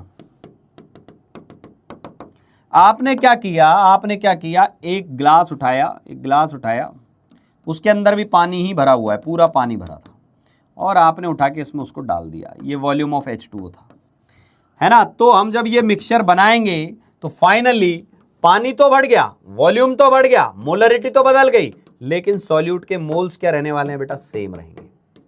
अमाउंट ऑफ सॉल्यूट जो होता है वो सेम रहता है, अमाउंट ऑफ सॉल्यूट सेम रहता है। तो यानी मोल्स क्या रहेंगे, सेम रहेंगे। तो मोल क्या होते हैं, यहां मान लो इसकी मोलरिटी M1 थी, वॉल्यूम V1 था, तो यहां मोलरिटी चेंज हो गई, डाइल्यूट हो गया और वॉल्यूम भी बदल गया, वॉल्यूम V2 हो गया। तो मोल कितने आएंगे बेटा, पहले डब्बे में आएंगे M1 इंटू V1 और दूसरे में आएंगे M2 इंटू V2। तो यह आता है M1 V1 is equal to M2 V2। जहां एक बात का और ध्यान देना है कि V2 जो है वो V1 plus V of H2 है, पानी कितना ऐड किया था, ये डाइल्यूशन का फॉर्मूला होता था, याद आ गया, ये डाइल्यूशन होता था। तो जैसे आपको दिया हुआ है कि एक 3 मोलर है और एक 1 मोलर है, इन दोनों को मिलाया, हाँ, तो ये तो डाइल्यूशन हो गया। मिक्सिंग और देखते हैं, मिक्सिंग। तो मिक्सिंग की बात करें तो ये तो डाइल्यूशन हो गया था। डाइल्यूशन के बाद हम मिक्सिंग और पढ़ लेते हैं एक बार, फिर वो सवाल करेंगे। तो मिक्सिंग क्या आएगा, मिक्सिंग के अंदर क्या होता है बेटा, मिक्सिंग यदि हम करें तो ध्यान देना M फाइनल क्या आता था, क्योंकि मिक्सिंग में दोनों सॉल्यूशन जुड़ रहे हैं, तो मोल भी जुड़ रहे हैं, वॉल्यूम भी जुड़ रहे हैं। तो मोल कितने जुड़े, M1 V1 plus M2 V2 upon volume कितना आ जाएगा, V1 प्लस V2। ये मिक्सिंग का फॉर्मूला आता था, ये मिक्सिंग का फॉर्मूला आता था, याद आया। जैसे ये सवाल दिया है, 2 सॉल्यूशन दिया है, अब ये भी HCl है और दूसरा वाला भी उसने HCl ही बोला है, और फाइनल मोलरिटी 2 मोलर बनानी है और फाइनल वॉल्यूम 500 है। यानी ध्यान से सुनना, M1 कितना दिया हुआ है 3.5 मोल, लेकिन वॉल्यूम नहीं पता तो उसका V1 मान लेते हैं। फिर उसने बोला इसको मिलाना है B के साथ, जिसमें M2 कितना दिया है 1 मोलर, और वॉल्यूम नहीं पता, V2 मान लेते हैं। इनको जब मिलाओगे तो फाइनल मोलरिटी क्या आ रही है 2, और फाइनल वॉल्यूम क्या आ रहा है भाई, वो आ रहा है 500 ml। ध्यान से सुनना, एक इक्वेशन तो यहां से मिल गई आपको कि V1 प्लस V2 500 है, दोनों को मिलाएंगे तो 500 आएगा, पहली बात। तो भाई आंसर भी सारे ऐसे ही हैं, सबका सम 500 ही आएगा। तो V1 V2 क्या लें, अब फॉर्मूला लगा दो। M फाइनल क्या था, M1 V1 plus M2 V2 upon V1 plus V2। तो M कितना दिया हुआ है 2, M1 कितना दिया है 3.5 V1 प्लस M2 कितना है 1 इंटू V2, तो ये V1 प्लस V2 कितना है 500। तो एक इक्वेशन और आ गई, 3.5 V1 plus V2 is equal to 1000। तो एक इक्वेशन ये आ गई, एक ये आ गई। तो एक काम करो, 2 में से एक को घटा दो, ये 1 थी, ये 2 थी, तो 2 में से 1 को घटा दो। तो 2 में से 1 को घटाओगे ना तो V2 से तो V2 कैंसल आउट हो जाएगा, ये बचेगा 2.5 V1 इज इक्वल टू 500। तो बेटा V1 आएगा आपके पास 200, V1 आएगा 200, तो V2 आ जाएगा 300, तो 200 और 300 तो D आ जाएगा, आंसर आ जाएगा D will be final answer. Clear. ये वाले सवाल आप घर से करना, ये थोड़े अच्छे क्वेश्चन है, इनको अटेम्प्ट करना सभी लोग, ठीक है। ये मैंने क्लास नोट्स में करवाई दिया है, इसको आप छोड़ भी सकते हैं या कर लेना एक बार, है ना। ये वाले हटा देते हैं, ये अभी करने की जरूरत नहीं है, ये छोड़ सकते हो बेटा। फिर आते हैं लॉ ऑफ केमिकल कॉम्बिनेशन। तो अपन ने मेनली 5 नियम पढ़े थे, 5 कौन कौन से मैं शॉर्ट में बता दूं। एक तो होता है कंजर्वेशन ऑफ मास, लेवोजियर ने दिया था। क्या कहता है ये नियम, टोटल मास ऑफ रिएक्टेंट और टोटल मास ऑफ प्रोडक्ट बराबर रहेगा, वही POAC, principle of atom conservation. Definite proportion क्या कहता है, एक कंपाउंड जब भी बनेगा अलग अलग एलिमेंट से तो उनका जो रेशियो होगा ना, H2O का फॉर्मूला H2O ही होगा, चाहे कहीं से भी आया हो। डाल्टन ने मल्टीपल प्रोपोर्शन दिया था, डेफिनेट प्रोपोर्शन जो है प्राउस्ट ने दिया था। और मल्टीपल प्रोपोर्शन क्या आता है? मल्टीपल प्रोपोर्शन का लॉ ये होता है, याद हो तो, कि मान लो एक कार्बन था और एक O था, इन दोनों से मिलकर अलग अलग कंपाउंड बने, एक CO बना, एक CO2 बना। अब कार्बन दोनों में फिक्स हो गया, कार्बन कितना हो गया 12 ग्राम और ऑक्सीजन कितना हो गया 16 ग्राम। कार्बन कितना हो गया 12 ग्राम, ये कितना हो गया 32, तो ये सेम हो गया ना, तो इन दोनों का रेशियो एक इंटीजर रेशियो आएगा, 16 और 32 1:2 आ गया, परफेक्ट इंटीजर आएगा। और भी बहुत सारे एग्जांपल है लॉ ऑफ मल्टीपल प्रोपोर्शन के, जैसे नाइट्रोजन और ऑक्सीजन ले लिया आपने, तो मान लो नाइट्रोजन और ऑक्सीजन से बनाया आपने N2O, एक बनाया आपने NO2, तो बोल रहा है देखो ये कितना रेशियो आया, ये आया 28 और 16, और ये रेशियो क्या आया 14 और 32। तो उसने बोला इनमें से किसी एक को फिक्स कर दो, किसी को भी फिक्स कर दो। लेट्स से आपने बोला नाइट्रोजन को फिक्स कर दो, मतलब सर इसको 28 लिया ना, इसको भी 28 करो, तो इसको 28 करूंगा 2 से गुणा करना पड़ेगा, तो इसको भी 2 से गुणा करूंगा 64 हो जाएगा। तो ये 28 तो फिक्स हो गया, तो 16 और 64 का रेशियो जो है 1:4 आएगा। ये लॉ ऑफ मल्टीपल प्रोपोर्शन था, ये काफी इंपॉर्टेंट लॉ है। गैलुसाक का लॉ क्या है? गैलुसाक का लॉ ये है कि गैसेस जो होती हैं वो वॉल्यूम के रेशियो में रिएक्ट करती हैं, मतलब कोई बोले N2 + 3H2 गिव्स 2NH3, तो गैलुसाक बोलते हैं कि हम इसको ये बोल सकते हैं कि इसका 1 लीटर इसके 3 लीटर के साथ इसका 2 लीटर देगा, इसका 10 लीटर इसके 30 लीटर के साथ इसका 20 लीटर देगा, यानी इनके वॉल्यूम का रेशियो 1:3:2 रहेगा। ठीक है। और एवोगाद्रो का लॉ क्या होता है? एवोगाद्रो का लॉ ये होता है कि वॉल्यूम जो होता है मोल के प्रोपोर्शनल होता है। तो यदि आपने अलग अलग गैसें सेम कंडीशंस के अंदर रख दी, प्रेशर टेम्परेचर सेम रखे लेकिन वॉल्यूम सेम है, तो उनके मॉलिक्यूल्स का नंबर भी क्या होगा? सेम होगा। जी ये आपको सवाल दिए हुए हैं, ये सवाल आप घर से कर लेना, ये लॉ ऑफ केमिकल कॉम्बिनेशन के आसान सवाल है, बहुत आसान सवाल है। ठीक है, ये सवाल सारे आपको होमवर्क में करने होंगे। ठीक है भाई, तो ये था summary lecture of mole concept completely. उम्मीद है कि इसको करके आपका पूरा मोल रिवाइज हो जाएगा और जो सवाल दिए वो अच्छे से करना। ठीक है भाई, अगली समरी आपको एटॉमिक स्ट्रक्चर की जल्दी मिलेगी। पढ़ाई करते रहिए। Bye bye, take care, good night.